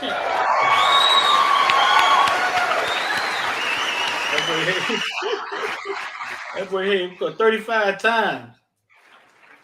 Talk to me, man. What's up, man? Hey, what's up, man? Hey, sure. The Coach Hayes, no, I try to call every show he on. I missed the Coach Me Coach on Tuesday because I was at work, but I'm not gonna miss this show. I set my reminders on, so I had to come through. I appreciate it, man. I appreciate it. Hey, no problem, man. No problem. My thoughts on the draft. Hey, look, this is where we are right now, man. Like, you can, hey, we can't be mad. This is where our program is at. COVID year, you got a lot of grown men that got drafted. I already knew the draft was going to be weird when that linebacker from Georgia, Nakobe Dean, didn't even go in the first round. We had to wait until the third round to see his name called. I was just like, oh yeah, this draft's going to be a little different. Yeah. So this is where we are. And all these Miami fans just relax. The year before, the 2 years before Nick Saban won his first national championship at Alabama had no draft picks. We at least got one. Alabama had no draft picks. So this is where we are, man. Listen, this is going to be the last draft, I think, that we going to have this, what's going on right now. But sometimes it's just the way the cards fall, man. You can't be mad at NFL. You can't be mad at the way NFL teams are looking at their rosters. I mean, COVID set a lot of teams back where they were players that normally they would take a chance on. They were just like, man, I want to take a chance on them, or I need to go for the finished product right now because we don't know if we're even going to have a season right now. Hey, let's just change the way people's mindsets are. Nah, it makes sense. It makes sense, Shot. Like I said, you got a great point. I'm running short on time, but as always, you got an excellent point. We're gonna talk about it, but I got to get up off of this deal. I'm going on a flow thing here in a little bit. But definitely, man. Always I appreciate you calling in, man. I thank you for calling. But no, you're 100% right. It's what it is. It's in the books. It's one of those things, man. It's just sad to see. You know what I mean? It's sad to see where, you know where you are, you know where you've been, and hopefully this graph, I guess to keep it in line with what Streeter does with the charts is kind of went down. It's down trending. Now it's going to shoot back up, man. So hopefully we can get this thing back on track. You know what I mean? Oh, yeah, for sure. And one last time, man, before you kick me off. One last comment before you kick me off. For anybody who thinks I'm not a true Miami Hurricanes fan, I'm up here in the Midwest surrounded by Notre Dame fans, OSU fans, Michigan fans. And I piss all of them off by throwing up this U every time I see their logo. Oh, give it to them, dog. Hey, so don't think I don't know what I'm talking about. Every time I see a Notre Dame hat up here, I always throw up that U. So don't say I don't know what I'm talking about. Hey, Shy, I'm going to say if you're a real fan, are you a real fan? Coach, it's the Kane thing, man. They just don't understand, man. All right, so I'm going to tell you what real fans will do. If you're a real fan, okay, go to the nearest tattoo parlor and tattoo your palm orange on one side and green on the other side. So when you throw it up, they see it. If you're a real fan. So when you get yours, I'll get mine. I'm in Florida, though, so I get away with it. I don't have to because I'm in Florida. You know what I mean? No, I'm just messing with you. I'm just messing with you, bro. I'm just messing with you. I'm just messing with you. Appreciate you, man. All right, Coach. All right, Streeter, I'll be watching Footballville next, all right? Appreciate you, man.